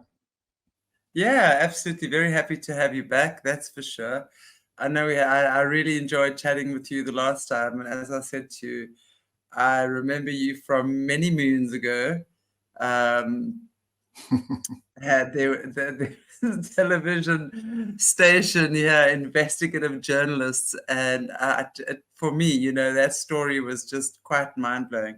But maybe if you wouldn't mind, just before, because I know we're going to talk more about the Chinese side of it today, but maybe you wouldn't mind just giving an overview again of just who you are, your book, etc. Just to for those that haven't watched you before. Well, I'm John Perkins, and I was at one time chief economist at a major international consulting firm. But my job was really what we call that of an economic hitman. And I had a staff of anywhere from 30 to 50 people working for me at different times. And my job was to identify countries that had resources our corporations want, like oil.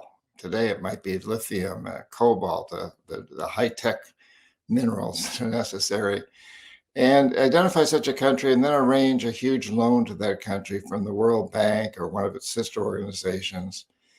But the money never actually went to the country. It went to our own corporations, usually big engineering construction companies like Halliburton, Bechtel, Stone Webster, Brown and Root, you name it, to build big infrastructure projects in that country.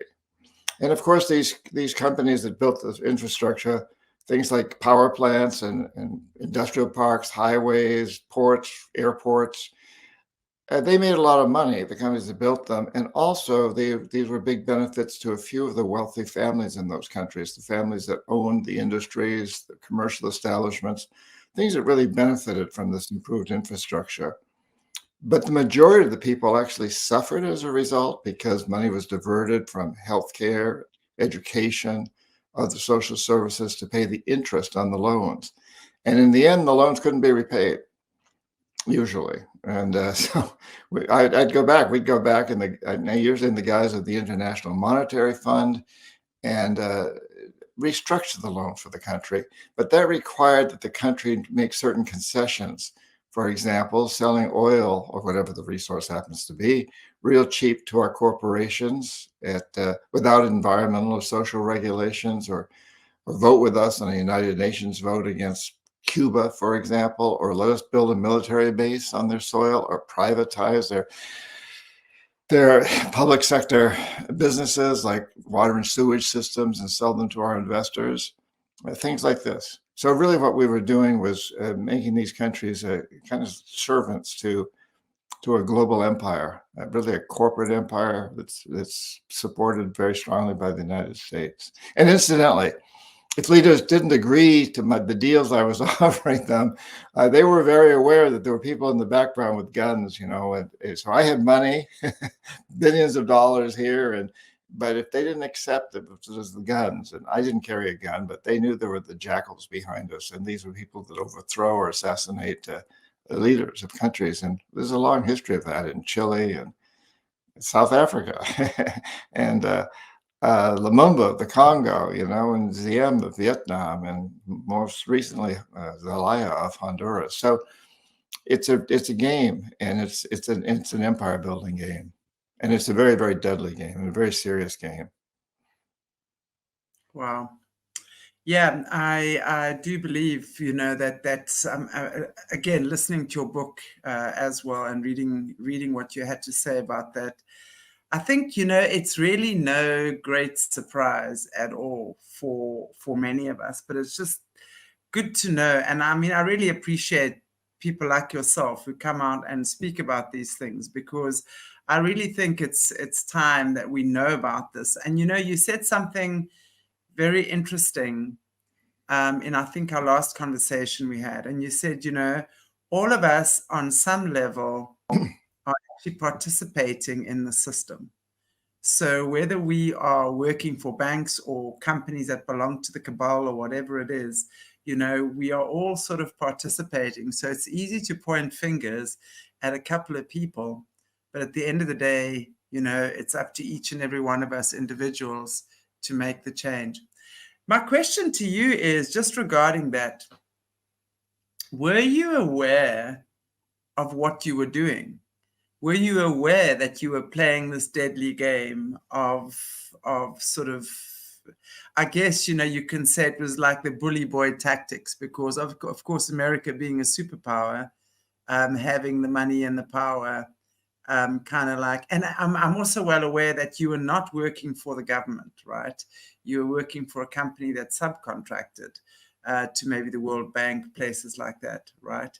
So you weren't directly involved with that. But were you aware of what you were doing? Were you aware that you were kind of shaking people and really taking their resources? It's a really important question because, yes, I was aware and thought I was doing the right thing. So I graduated from business school. Then I'd been in the Peace Corps, living in the Amazon rainforest and the Andes of South America. And I That I really, found very interesting. Sorry to intervene here, but that you were actually trained in the Peace Corps of all things, because that would be kind of like a front, wouldn't it? So that would serve as like a cover, if you will, for something quite, maybe more nefarious that they were training you in or had intentions for you to be involved in. I don't think that was the case, at least for me. It may be for others. I Right. wouldn't say that it isn't, but I went into the Peace Corps because I didn't want to go to Vietnam, and there was a draft, and I didn't believe in the war in Vietnam. I didn't want to go off and kill people I had nothing against or be killed by them. So Sure. the Peace Corps was an alternative. But in business school, and still in business schools, we're taught that if you want to help a country rise out of poverty, what we call a lower income nation or a developing country, the way to do this is to invest a lot of money in infrastructure. And we can prove, and it was proven to me, and I made these studies that showed that when you do that, the GDP, the gross domestic product, increases. And so Right. I believed for quite a few years that I was doing the right thing because I was helping to increase GDP. But over time, and especially working with one head of state, the head of state of Panama, Omar Torrijos, who became a friend and was he was determined to stand up to the big bully in the North, the United States, and win the canal back to Panamanian ownership, which he eventually did. But this man was an amazing human being, and he explained to me, you're not helping decrease poverty in these countries. The GDP does not increase prosperity for the majority of the people. And I came to understand, Chantel, that GDP is a very poor measure. It's a good measure for the very rich, and what it really measures is how well the rich are doing in the big corporations. And Right. so we can show, and so I was convinced that I was doing the right thing for many years until I saw the light, so to speak. And so many people in this business today believe that they're doing the right thing. I recently gave a talk at a university in California about this, what I did. And what I said is, I was creating what we call today a death economy. It's an economic system that's consuming and polluting itself towards self-destruction, climate change, income inequality, etc. And we need to move into a life economy. We could get into that later if you want. But at the end of this talk I gave at this university, I asked if anybody had questions, and I called on a gentleman who said that he was a tenured professor of economics at this university. And he said, I've realized that since I've been here, I've been teaching students how to become successful in the death economy. And he said that I never realized that before. And this is so typical that we are brought up with this idea that if we want to help a poor country, get our corporations to build big infrastructure projects in that country, help them to, mine for oil or whatever the material is, and that'll help everybody. It doesn't help everybody. Would that be part of the brainwashing? Would that be part of the brainwashing, do you think? Yeah, you can call it that. And I don't, it's certainly part of our system, part of the whole economic system that we foisted on the world. And now the Chinese are doing something very, very similar. So it's part of the belief in a form of capitalism that I call predatory capitalism, that's skewed very much in favor of the rich and powerful. Right, exactly. I have to say, and I'm going to ask you to speak about that, because there's one part in your book as well that I loved. And I always think it takes a good woman to make a man see sense. Right. So do you want to talk us through that? What got you to open your eyes, actually, to see that maybe what you were doing was not in the best interests of humanity at the end of the day? Let's be fair. To start with, it was a woman who got me into all of this. Like yes, I do. I remember that. Once I was recruited to work at this consulting firm, very, very quickly I was introduced to this woman named Claudine Martin. At least that's the name I was given, and she took me off for private training and taught me, and you're going to be doing this job of, and she told me exactly what I was going to be doing. She really taught me how to do it, and she was very effective. And she knew I had 3 weaknesses from a lie detector test I had taken with the National Security Agency. And those 3 weaknesses were I wanted money, power, and sex. And she taught me about all 3 of these very well. She supplied the world, didn't she? Yeah, she did. And so now here it is, like 7 or 8 years later, and I've been out there selling this story that I'm beginning to understand is a lie. Elma Torrijos is helping me understand that I'm not really helping majority of people in countries become more prosperous. I'm helping grow GDP, helping the rich get richer. And I'm also, I've been married, and I was going through a divorce, and I have an office in Colombia as well as in Panama and Tehran, Iran, and I'm spending a lot of time in Colombia with a woman who I will call Paula, and we were having this very heated romance, and Paula had a brother who had joined what became FARC, this terror that we now consider a terrorist organization. At the time, it was an organization that was really fighting against exploitation. It changed over time. And she very quickly helped me understand that I needed to get out. And I said, but I'm afraid to get out. I don't think I can get out. She said, well, just tell them when you get out that you promise you'll never expose the system as you know it. You're just going to get out, and because you're burned out, you've been in this for almost 10 years now, and you're tired and you want to move on. So she was very, very important in helping me come around from that aspect. So I had these 2 bookends with these 2 amazing women who one that got me into the business and one that very much helped me get out of the business. Always the woman, right? Yeah, exactly. One way or the other. Yeah. That's amazing, though. Okay, Yeah. so now you got the business. I'd actually just like to hear more about it before we move on to the Chinese side of things.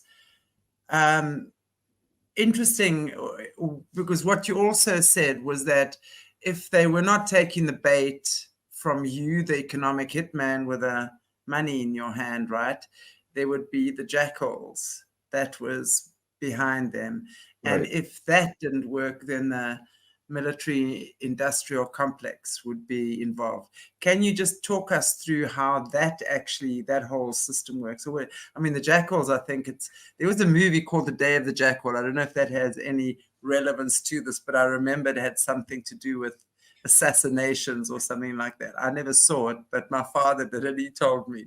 So I would imagine that, as you say, they would then come in and do the dirty work, because there were a couple of people that were died in plane crashes, right? So Right. it would never be as obvious as, well, so-and-so has been assassinated.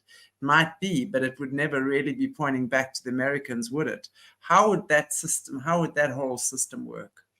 Well, it didn't point back to the Americans directly, but the message went through, and other heads of Right. state would understand this. So, if you go back to the early 70s.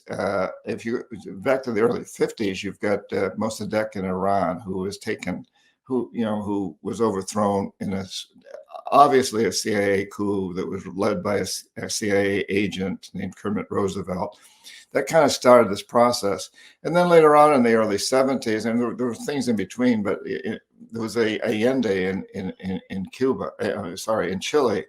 And, again, the United States was not directly implicated, but it was pretty obvious that Henry Kissinger and others were extremely supportive of Pinochet, this dictator who took over after Allende was overthrown and died in the process. And we've never been, they said he committed suicide, but there's a lot of evidence that it wasn't a suicide. Anyway, that's another story.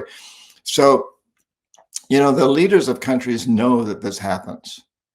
And it made my job pretty easy because I go in and say, hey, I'm going to help you build these projects that are going to make you and your family even richer, because you guys own, most of these presidents were part of the system that owned the big industries and commercial establishments.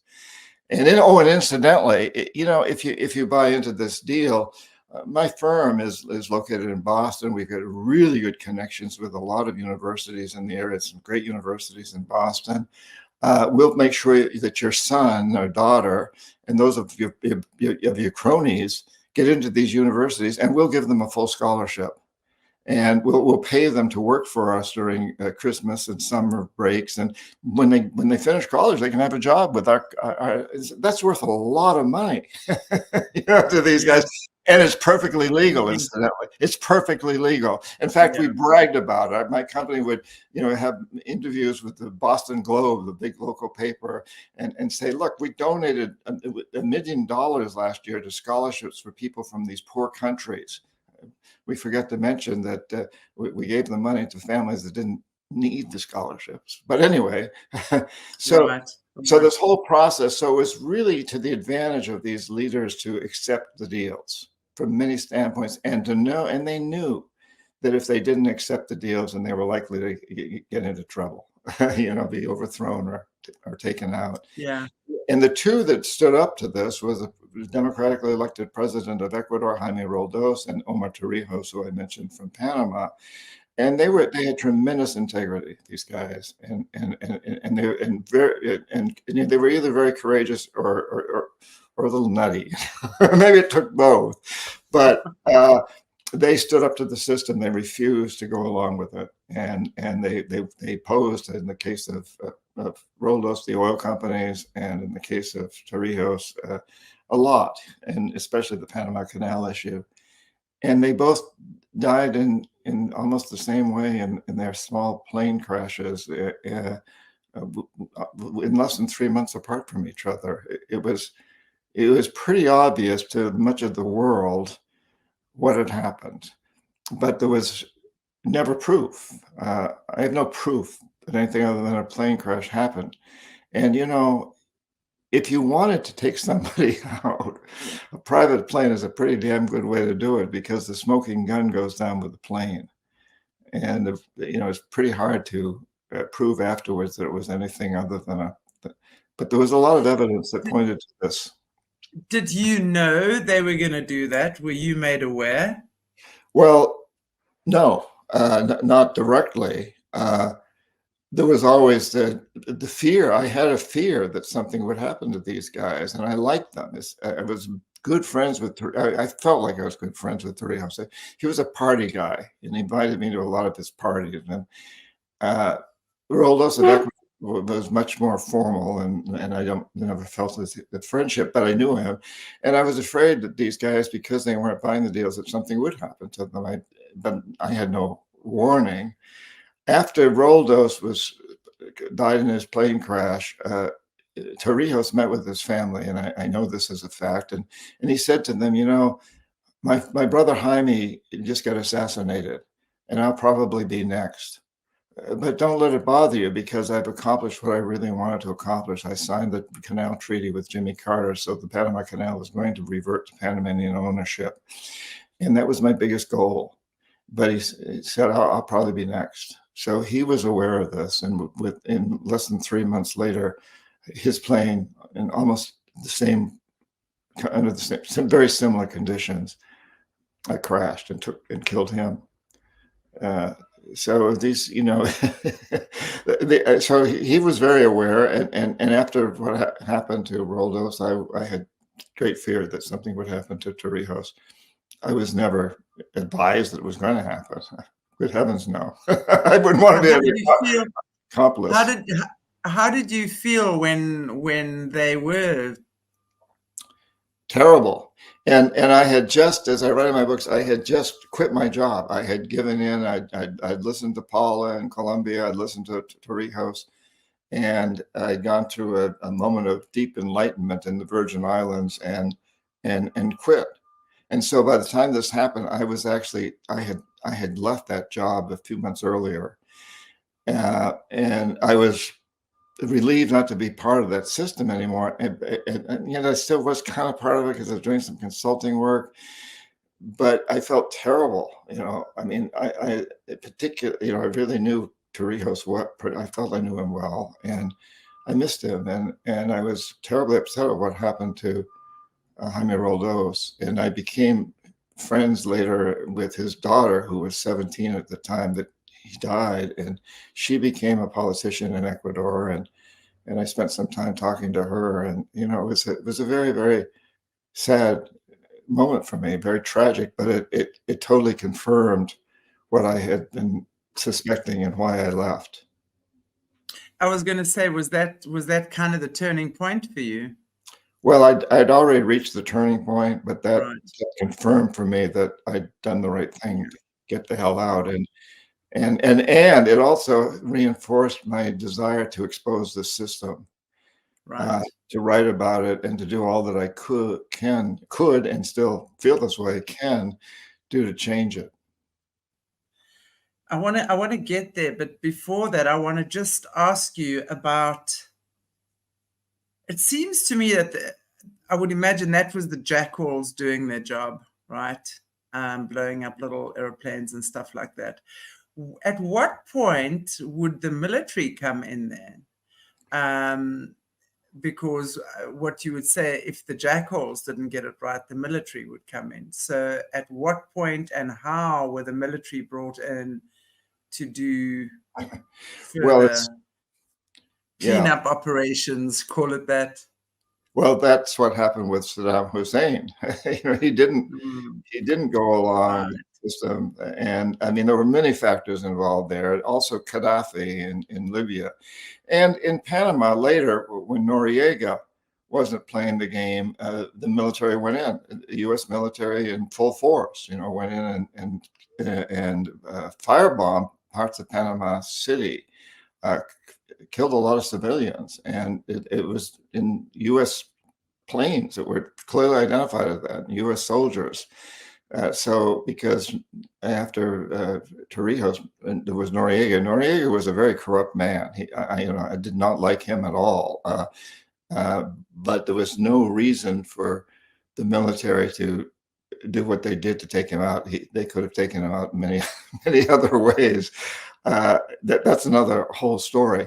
But so, so there's a lot of examples of the military, and of course, as we go back to Allende in Chile, the military was involved. It was the Chilean military, but it obviously had the support and some training from the CIA.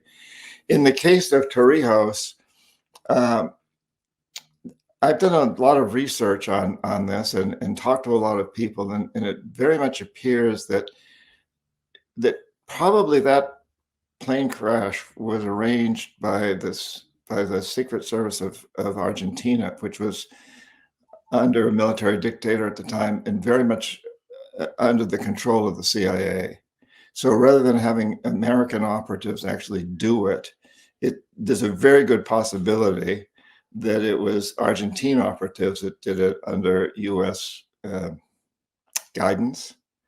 Again, no proof. There's no proof at all, and I'm not claiming that I know what happened. But there's evidence that I've seen that points to that. So, and this is kind of typical, when it's the old mafia. I mean, it is the mafia on a very large global level process that's been going on for centuries of, deniable, the culpability that, like, no, we didn't do it, they did it.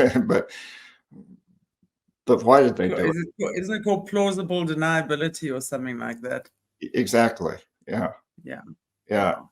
So, and it's a very effective system. I'm going to ask you a question as well. What is your knowledge about what happened in Africa? I mean, and anything specific to South Africa that you know of? Well, I know no more than you do or what I've read about. I never worked in Africa other than Northern Africa, Egypt. So, I write about and talk about where I've had personal experience, and I haven't had any personal experience there. In my latest book of the Economic Hitman trilogy that just came out about a year ago, I talk about China in Africa, but that's all based on research and talking to people. I have no personal experience there. Oh, they're all right. Yeah, absolutely. In a major way. Gosh, they've taken over Africa, like, I don't know, a swarm of bees, boy. They are here. I write in one of the books, I think it's the most recent one, I'm not sure, about a friend of mine who was a jackal, and became a friend. I was a martial artist most of my life, and he and I were both black belts in the same school, and so we became good friends. And he was involved in the South African elite military forces, the Rekkies, and you probably know of them, and several others. He was trained. He was trained in South Africa and eventually went to Rhodesia, which became the Sleep Scouts. Yeah, and he was involved in the attempt to overthrow the president of the Seychelles, Francois Raine, that failed. And they all, the group that went in to take out Raine, they had a firefight at the airport in the Seychelles and ended up hijacking an Air India 707 and flying it back to Durban, South Africa, and where they were taken into custody. And they were supposed to be executed, that the ringleaders and the others were going to spend a lot of time in prison. And he kind of laughed at that they had a very luxurious experience in prison, and then were released within several months, or in the worst cases, a couple of years. So, it was interesting to experience that guy and his relationship with South Africa. He was an American who grew up in Beirut. His dad was an executive with Middle East Airlines. So he grew up in Beirut and then later became a mercenary. Yeah, there was that. I remember that story. And then wasn't there also something, I'm trying to think of Kuwait. Wasn't South Africa involved in Kuwait? Something in Kuwait as well. My memory is a little bit foggy around that, but there was all sorts of things. And then what's the British Prime Minister, the lady, Margaret Thatcher, her son was involved as well. Mark Thatcher, that's his name. Mark Thatcher was involved as well. Yeah, no, we there definitely, there's a dirty bunch. Yeah, we're a dirty bunch. And it would be the Selous Scouts, obviously, from Rhodesia, the Rekkies, and then the Kufuta from Namibia, or old Southwest Africa. And of course, all those armies were always joined. And I mean, really, elite forces. I mean, I know that Green Berets and a whole lot of the American Special Forces would come and train here for bush war. They were obviously experts in bush war. Crazy, horrible. And you see, I mean, also a girl I worked with, in fact, she's an SRA survivor, and her father was very high up in the Selous Scouts. And she actually showed me pictures. I mean, like they walk around with these human skulls and all sorts of things. I mean, there's nothing sacred about anything. A tough bunch. I told you I was a black belt in the same school as this this guy who was a friend. But even though he was a friend, I knew that when we sparred with each other, even if I could get in a good kick or punch, I shouldn't do it because even though we were friends, if he got hit, man, he went crazy. I mean, this guy was Yeah. tough and brutal. And I remember, he had a lot of great stories. I remember one of his stories. He said that early on in his career, he'd seen a guy that was being attacked by, an opponent, and his gun jammed. His friend's gun jammed, and the guy tried to fix his gun, and the opponent came over and killed him. So the same thing happened to my friend. And he had the same experience. He had coming out of the bush at him, and he's get ready to shoot him. His gun jams, and he remembers, his brain works very quickly. And instead of trying to fix the gun, he throws the gun at the guy, pulls out a knife. The guy's like being hit by the weapon being thrown at him, Wow. and pulls out his knife and kills him. And does Yeah, so crazy. yeah, I mean, tough, and he loved to fight. He liked to pick barroom fights. He fights. His wife was South African. She was a psychologist from South Africa, very attractive, and he would catch men in a bar in the United States looking at her. I'm dying to ask you who she is, but I won't. No, I wouldn't tell you. But he liked to pick fights. That was exactly. But seriously, I think they're all a little bit when they come back from there. Definitely. I mean, I know some. I grew up in the apartheid era, and in the height of the Bush Wars. And I know some of my classmates, when we left school, it was just, and these young guys, and most of them, the sad thing about that is they all died. So many of them died in what they call, obviously, friendly fire. They really just lost the plot in so many of those instances. And we would be told, no, they were on these extravagant sort of wars that they were fighting and killing the terrorists who were coming in. Oh, we were brainwashed. If anyone was brainwashed, I'll tell you what, we were brainwashed. That was for sure at those times. Anyway, well, interesting. In this particular case, my friend who grew up in Beirut, he at one time was taken captive by the PLO and taken to this and pistol whipped and eventually released. It was a case of mistaken identity when he was a teenager.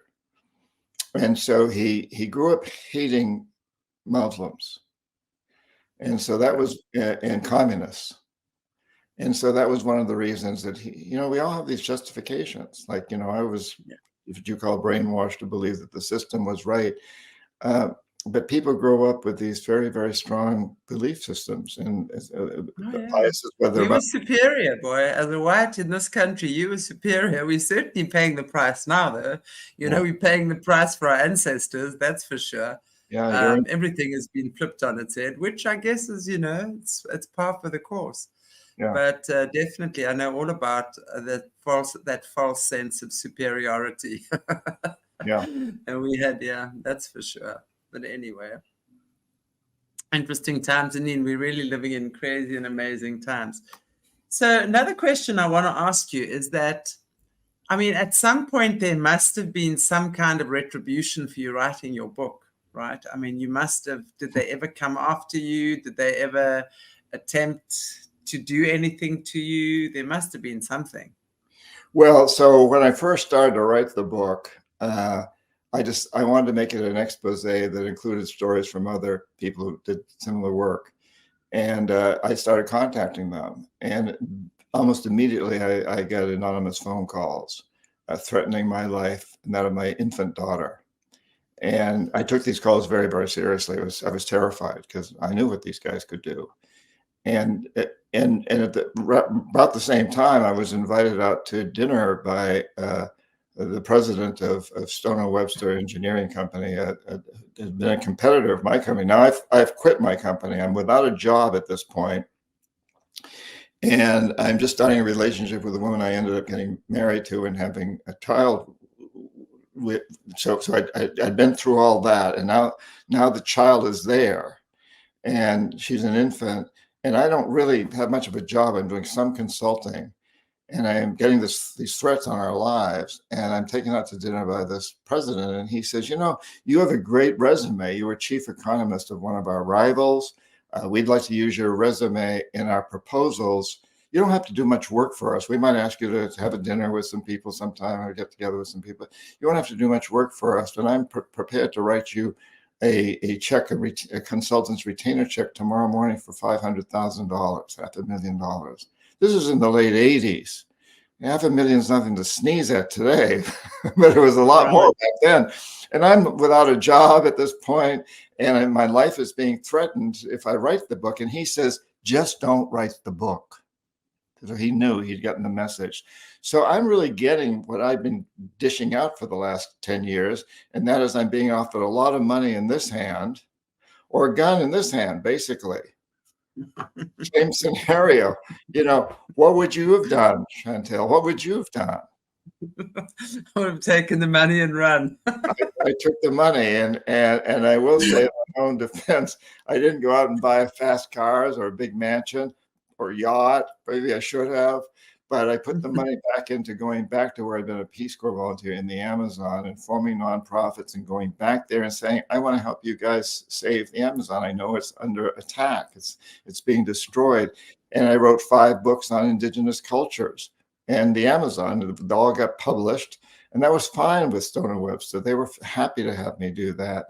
And I began teaching workshops on indigenous cultures and shamanism and so on and so forth. But I did not write the book they told me not to write for many, many years. And then my contract has ended with Stoner Webster. It's 9/11, and I'm in the Amazon when 9/11 happens. And when I come back to the States, I fly up to ground zero. I was living in Florida at the time.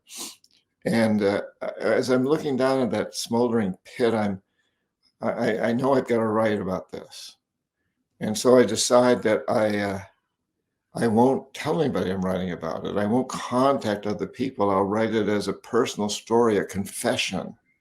So I don't have to contact anybody else. I'll do it completely in secret. And I figured that, once I get this book in the hands of a good agent in New York, and remember, I've already published 5 books on indigenous cultures. I was a known author at the time. And it starts to go out to publishers. Nobody's going to want to kill me because that'll sell books. And that's the opposite of what they would want to happen at that point. So I figured the book would be my insurance policy. As it turned out, it wasn't exactly. Then something else happened later. I don't know how much detail you want me to go into, but that was the way. That was why I wrote Confessions in 2004. It was published in 2004. I started running it right after 9/11. Wow, that's amazing. Yeah. So they didn't actually come after you in any way other than just a fair warning. Well, a couple of months after the book is published, it's now gone to the New York Times bestseller list. In fact, it stayed there for more than 70 weeks. And I'm invited to speak at the United Nations, I think like 4 months after it was published. And the day before I'm supposed to speak at the United Nations, I've flown up to New York again.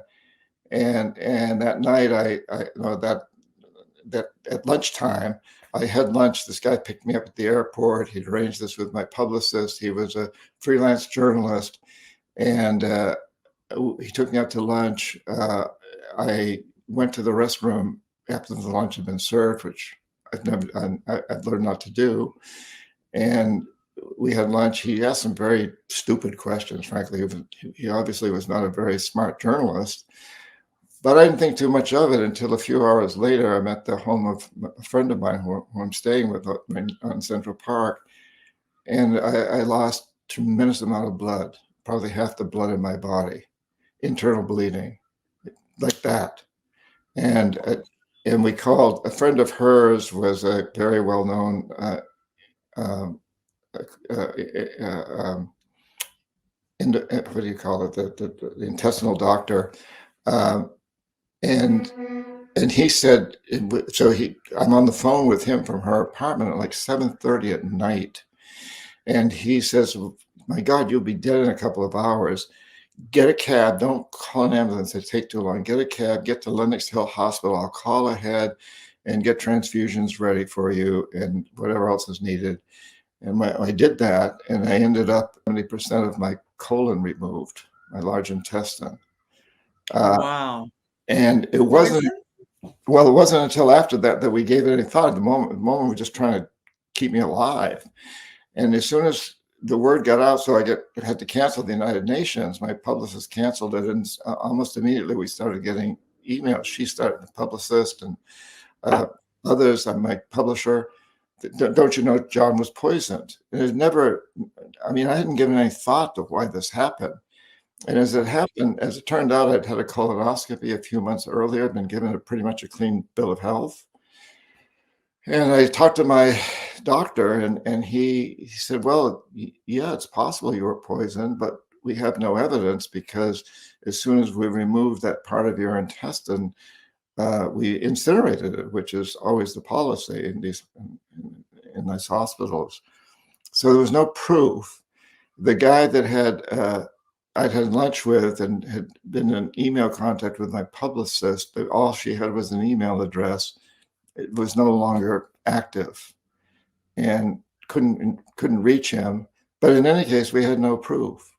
So again, it's like the gun in the crashing planes. There's no proof, but I have a very, very strong suspicion that I was poisoned. Wow, I can't imagine that it would have been anything else. That's for sure. No, and after that, I called this friend of mine who'd been a jackal, the guy I mentioned that was out of South Africa, and I asked him, and he said, you know, you may well have been poisoned, but I don't think it was one of the alphabet agencies, the FBI or the CIA or the NSA. He said, if they had done it, you wouldn't be talking to me. And they don't want you dead, because that'll sell books. If you die mysteriously, that's the worst thing that could happen as far as they're concerned. That'll sell books, you know. So I don't think it was anybody like that. And I said, well, who was it then? He said, I suspect it was a crazy person, you know, of somebody that was very upset at what you wrote, or upset at the fact that what you did as an economic hitman, or the fact that you exposed it. And I said, well, do I need to be fearful? Is this person going to continue to come after me? He said, I doubted. Most of those people are usually pretty cowardly. The fact that he poisoned you, and, you know, it was so, if he did, and was so asking you bad questions. Yeah. And he said, he's disappeared. He's not going to show his face again. Wow. Well, happy to have you still around with us. That's for sure. Yeah. As they said in the classics, only the good die young. Well, maybe that's the reason I wasn't that good, you know. Like, I done a lot of things. Still hanging in there. You're not that young. So now let's talk a little bit about China, because I just find this whole China thing, you know, when you were talking about the Chinese being the new economic hitman. And I know you've also lectured in China at I think one of the MBA schools or whatever it might be there. Yeah, I think we spoke about it the last time. Tell us your ideas on what that is, because I would like to find out as well this recent Zappity Doodah Day, for which my channel has been struck a few times, and because I was speaking about that. You know, in my opinion, that could be the ultimate bioweapon and the ultimate economic hit. I don't know. Tell me what you think. Well, yeah, you mentioned that. You know, I taught at an MBA program in Shanghai to most of the students were Chinese, and they had been hand selected to be the future leaders of China, or at least economic advisors and so forth. And very quickly, I came to understand the reason I was invited to speak there was because they wanted to pick my brains about what I'd done as an economic hitman that was successful and what mistakes I'd made. And, you know, the fact of the matter is that China has an amazing cadre of economic hitmen that are out there, and they're incredibly effective. They really have learned from our mistakes, and we made plenty of them. We made a lot of enemies around the world, for one thing. And China has just, you know, gone into the void that we've created, and also just done an amazing job of, in the last, since basically since 2010, 2012, of pretty much taking over much of the world, of Africa, Latin America, many other places, including Europe, parts of Europe. And they are the number one investor and trading partner in many more countries today than the United States is. And that's been a pretty recent change within the last 10, 15 years. They've done an amazing job of exploiting the situation. I think they have the same goal, and that is bringing in more resources to their country and becoming the world superpower, replacing the United States. For sure. So, I mean, when you say that they're doing a great job and they're very good at being the economic hitman, what is their strategy that they are using? I would have imagined, because I think you were around doing this in the 70s sometime. So, obviously things have evolved since then. We've got technology, social media, all of these things. And I would imagine right now an economic hit, if that's the word, would be quite effective done on a social media smear campaign type thing, right? As well. I mean, you can do a lot via social media. You don't actually have to necessarily take a person out, but I don't know. So I know, I mean, also China, how they, what I heard, maybe you can verify this, is that there's been such a move by the Chinese to literally dumb down the Americans over the past 20 years, basically, with social media, these cell phones. And, a lot of people are so totally disconnected with things like TikTok, etc. And if you're just looking at what's happening in America now as well, with a lot of this transgenderism happening and a lot of these kids that are so sexualized, that sort of thing, there's a big emphasis on that. Then I actually heard as well, I heard someone being interviewed where they're saying that the Chinese men for the last 20 or so years have been taking steroids, some type of steroids or growth hormone, by 2 to 3 inches on average in the last 20 or so years. And I mean, if we just look at these parades and things the Chinese do, they are absolutely faultless. You look at the Chinese kids. I mean, there's 2-year-old little kids running around. I watched a TV program once with these little kids going out, doing shopping, doing whatever it is. I mean, they are trained so almost like little robots. Okay. And I'm not sure if it's a good thing or a bad thing, but they really are. So the way they're teaching their kids and their schooling, and it's almost like a militant type of thing, right? Do you think that has a lot to do with that as well, just the way they're training their people? Well, my experience is pretty limited of teaching at the school for a short period of time. I was deeply impressed by the intelligence of the students and by their inquisitiveness and their openness. And I will say that right now, my book is in the process of being published in China, my most recent book, the 3rd edition, which is quite critical of China. It talks about some of the good things China's done, but it also is very critical. And I was surprised when we wrote the book, my publisher. So they had the other 2 Confessions 1 and Confessions 2 were both published in China, in Chinese, but we were convinced that this one wouldn't be, and it is being. And I have a friend who's read the galley proofs of the translation. He says it's all there. They haven't censored it. So that's I'm impressed, because we do have this idea, at least in the United States, that the Chinese are, they're restricted in what they get to read and so on. But apparently they're going to be able to read my book, and including the parts that are quite critical. But I will say, beyond that's that, incredible. That is an absolute feather in your cap as far as that's concerned, because wow, that's a massive market right there. Well, mean that. Yeah, but I would say that's a feather in the cap of China too.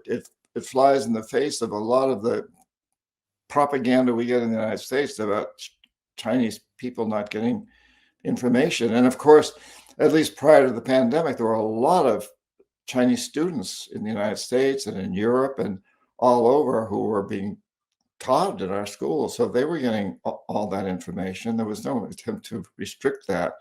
Things have changed recently since the pandemic. I think President Xi has made some big blunders since the beginning with the pandemic. And since then, I think this, I'm not sure what's going to happen next. But the fact of the matter is, China has put some very, very bright people out into the world.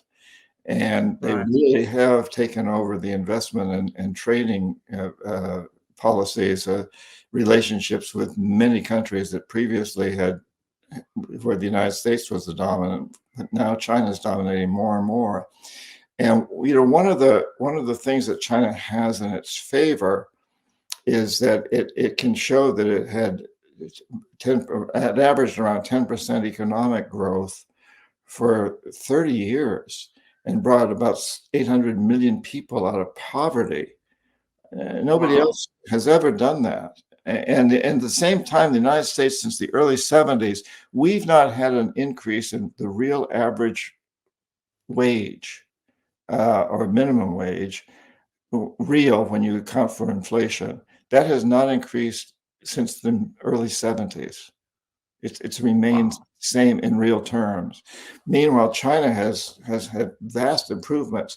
So if you're the president, what do you think the secret to that is? Because generally, when one thinks of China, one thinks of a country that is pretty much very restricted in terms of their freedom of speech, their press, etc. That's what I would think anyway. So what do you think is the secret that their economy, and I would imagine it's not just a few rich families then, right? We're talking about the entire Chinese population that is actually benefiting from this. Yeah, large parts of it. And well, part of it is that China's been very successful in going out to the world, including Africa, where it dominates today in trade and investments. And so if you're the president of some country that's trying to pull itself out of poverty, and you look at what China's done, you say, I want to emulate what they've done. I want to learn from them because they've done a remarkable job. You may also say, I don't want that kind of government, but I believe I can have our kind of government. Maybe we have a democracy, but we could also implement the same sort of economic policies. And incidentally, the other thing, so I've spent the first 7 weeks of this year, 2024, I spent in Latin America, 5 different countries. And I kept hearing, if the United States is a democracy, we don't want it. And these are countries that have turned to China to a large degree. We don't want the United States type of government. You're dysfunctional. You can't even, your Congress can't pass a budget for more than 4 months at a time. You've got a guy like Donald Trump running for president. I hear some, people say, yeah, well, maybe China's got a better system. And so there's this whole thing that's gone on in the world. In many respects, the United States, we've shot ourselves in the foot. We are doing a bad job. And, Muslim countries really resent the fact that we've gone in so strongly to Iraq and Afghanistan and Yemen and so many other places. We hear, oh, the Chinese are really anti-Muslim with the Uyghurs and so on and so forth, which is true. There's no denying that. But other parts of the world also look at what the United States has done in Muslim countries, much, very, very directly and very obviously. And now, of course, in the United States, we're having this huge, these campus demonstrations that pro-Palestine, and it's very complicated. And China, meanwhile, kind of stays out of the fray. They have not gotten directly involved in the Ukraine-Russia war. They are supplying Russia with technology and advice, but they're not spending a lot of money. They're not sending a lot of weapons and so forth, as far as we know. They've not They didn't go into Afghanistan or Iraq. They stayed out of all of that, and they've devoted their resources to going out to the rest of the world and dominating and bringing in, so now they control most of the world's lithium, for example. Which a lot of it is mined in the Congo. Yeah. That's a tragedy. That's a tragedy right there. But I got to tell you, they are very destructive. I mean, Yes. they will just they will build roads through. They just destroy anything in their path. When they decide they're building a road or a railway track or anything, I mean, Kenya has huge problems with that. Yeah. And you know, I know that there's. I mean, I know I have a lot of Kenyan friends who they've done some extremely terrible engineering and built power plants and mines. And I'm not defending China at all in this process by any means. Yeah. But what I am saying is that they've been very, very effective at playing this game of economic exploitation. They've been extremely effective. They play dirty. Do you think, I mean, when we talk about the whole COVID jab, what's your point? What's your take on that it came from China? I mean, originally we were told it came from the humble, poor bloody Pangolian, right? That poor Pangolian that is so heavily trafficked, that poor little creature, right? We were told that's where this deadly virus originated from. But what is your take? Because, I mean, I would love to know what you say. I mean, the way I see that, if you're looking at China being the economic hitman, the new economic hitman, boy, what a way to hit back, right? Well, I have no idea. That's not my field. Sitting there, you're pleading the fifth. That's not, that's not my field. That's beyond my pay grade, whatever. That's I can talk about what they've done economically in countries and how they've made those hits, but I have no idea about biology or and that sort of stuff. Okay, well, I'll let you off the hook for that one. I'm not on the hook. Well, I know you've effectively slid off that hook. You weren't even taking the bait there. The fact of the matter is, Chantel, I think what we need to understand is that the United States and China and many other countries, we're all participating in what I call this death economy. And it has to end, and that's what I devote myself to now. That's why I wrote the 3rd edition about China and so on. And that we need to come together and recognize that the real enemy is our belief system in maximizing short-term profits for corporations and materialistic consumption for everyone else. That is a belief system. It's a perception that's driving us toward self-destruction. There's no question about it, a death economy. We must turn that around. The Chinese must turn it around. The Russians, the South Africans, and South Africa is part of the China thing. You have BRICS. First it was Russia, now we're part of China. Yeah. I have no idea, because in the 70s, Russia was so in here. Russia and Cuba were training everyone, and I don't know what happened to poor Russia. Now China's in here, so yeah, it's quite But to recognize that all of us, the common enemy is this belief system. We've alienated ourselves from our planet. We've said we're apart from nature, we're part of nature. And to me, that's the most important point. And we're living in times right now when we all need to come together, not fight each other over ideology or anything. Yeah, we can compete on an economic basis, but let's come together and address the real problem that's facing us. And let's turn this death economy into a regenerative life economy that pays people to clean up the plastic that's floating around in the oceans and recycle it, replant forests that have been destroyed, and pay people to come up with new technologies that replace old forms of energy and transportation. There's so much. It's such an exciting time to really move forward and do the right thing. I fully agree with you. And that was actually kind of bringing me to my last question, because I know we're just hitting an hour now. And I know you've done some amazing stuff. I've been following you and seeing what you're doing. You've actually been doing some amazing stuff. You've had a major, wonderful, beautiful turnaround in your life. Obviously, I think that happened many years ago already. But I'd love to hear, maybe just if you can end off with that. What are you doing nowadays? What are you involved in? I know you're involved in the Amazon and just Yeah, doing some really cool stuff and bringing, as you say, we got to come together, because at the end of the day, we are all human beings. We all want the same thing. This whole divide and conquer strategy has been, and as you say, that has created this death economy, right? And that right. has created, like, this kill, kill, kill. If you don't understand something, just kill it. If you don't like it, just kill it, and this is where it's gotten us, right? So I'd Right. love to know, what are you up to now, and what are you doing? Yeah. Well, I love to write, and I'm still writing and speaking and being on shows like this. I think I'd like to leave you with 5 questions that I think every one of your listeners can ask themselves. It'll take us to the right place. Okay. Yeah, Yeah. So the first question is, what do I most want to do for the rest of my life? What'll bring me the greatest satisfaction? And incidentally, these are in my most recent book. And I would answer that by saying, I want to write. I love to write. I really enjoy writing. But I have a friend at the opposite end of the spectrum. He's a carpenter. He doesn't like to write. He likes to work with his hands and wood. Second question is, how do I do this in a way that helps transform the death economy to a life economy? And I'd say, I'm going to write about it. I'm going to try to inspire people in my writing and my speaking to do that.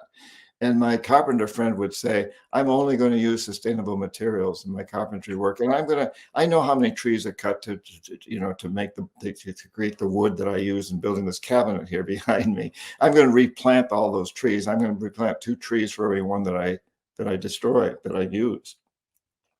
And the third question is, all right, so what is it that's keeping me from doing this? And I might say, well, I know that to be a successful writer, I've got to write for at least 2 hours every day. I just don't have time. And my carpenter friend might say, well, my clients aren't willing to pay the extra money to replant those trees or to have produce sustainable products. And the fourth question is, when I really touch that blockage that's holding me back, that's keeping me back, what message do I get? And as a writer, I'd say, well, I get the message that I could turn off the television for an hour or 2 every night and write, or I could get up a little earlier and write. And my carpenter friend would say, well, I'm going to tell my clients that if they pay a little extra for the sustainable materials, it's not a cost. It's an investment in the future. It's an investment for themselves and their children. absolutely. And the fifth question is, well, what actions do I take immediately? So I got to write. And my carpenter friend has to build with sustainable materials and tell his clients, look, I'm taking care of the future, and tell the kids, the children of his clients, look what your parents are doing for your future. And I think if every one of us, it only takes a few minutes, we can do this a couple of times a week, ask ourselves these 5 questions. The first 2 may not change frequently or may not at all, but the last 3 probably will, because once I've decided I'm going to take some time to write, the next question is, what am I going to write? And then what's the first sentence? What's the second sentence? Right. And so on. So I'm really, I'm deeply committed to, I work with corporations a lot, but I also want everybody to understand that we all are consumers. A lot of us are investors, or we're employees of companies, or we're management. Every one of us has a role to play in this process.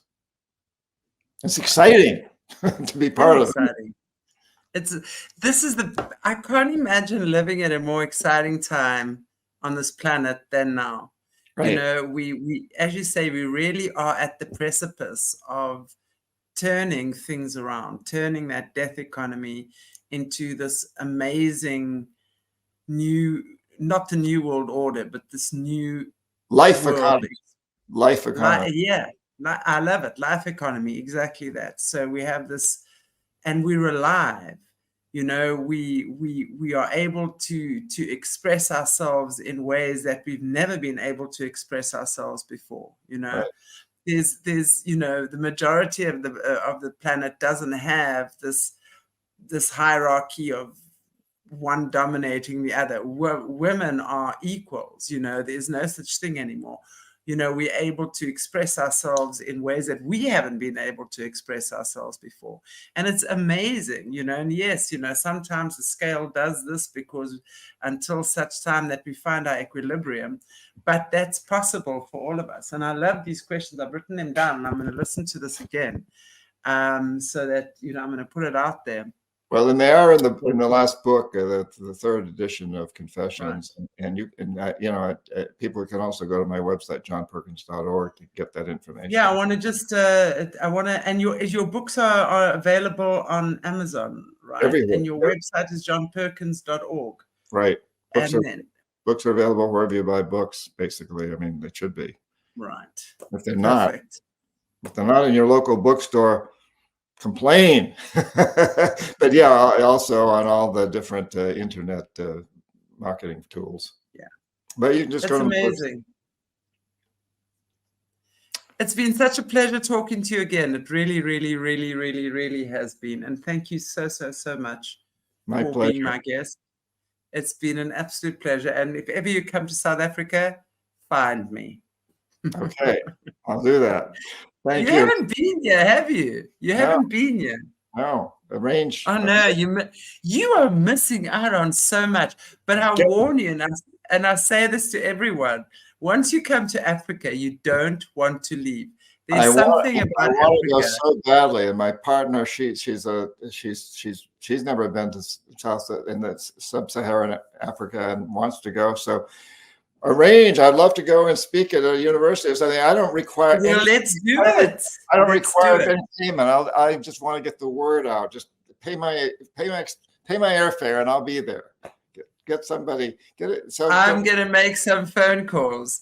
I'm gonna make some phone calls, and I got to tell you, a place that you absolutely have to go, which is my favorite place, is Namibia, which is ex-Southwest Africa. It used to be Southwest. It's incredible when you take a trip. I mean, I've been working there for many years, so I would literally, but usually I would fly. But every now and again, I would take a road trip. And once you cross the border, within 5 kilometers, the whole vegetation has changed completely. The energy has changed completely. The Namib Desert forms part of Earth's original crust. So it's more than 300 million odd years, whatever, arguably. But you go to this place called the Moon Valley. It looks like the moon. But you this big, and there are these rocks, these massive rocks and of course the wildlife. You lie and you sleep under the stars at night, you hear a lion roaring and the whole earth vibrates. I mean, you have no idea. Meanwhile, it sounds like it's right next to you. You won't want to go home again, I'll tell you that much. But my bag is packed. Always. We'll arrange that. No, let me make some phone calls. Right. I think it'll be fantastic. So yeah. Great. John, it's been a pleasure. Thank you so much. And my pleasure. And I want to just say thank you so much to all our viewers for watching, for joining us this evening. It's really been amazing to have you guys here as well. So, okay, everybody, God bless you all. And I'll see you very soon. Thank you, John. Cheers.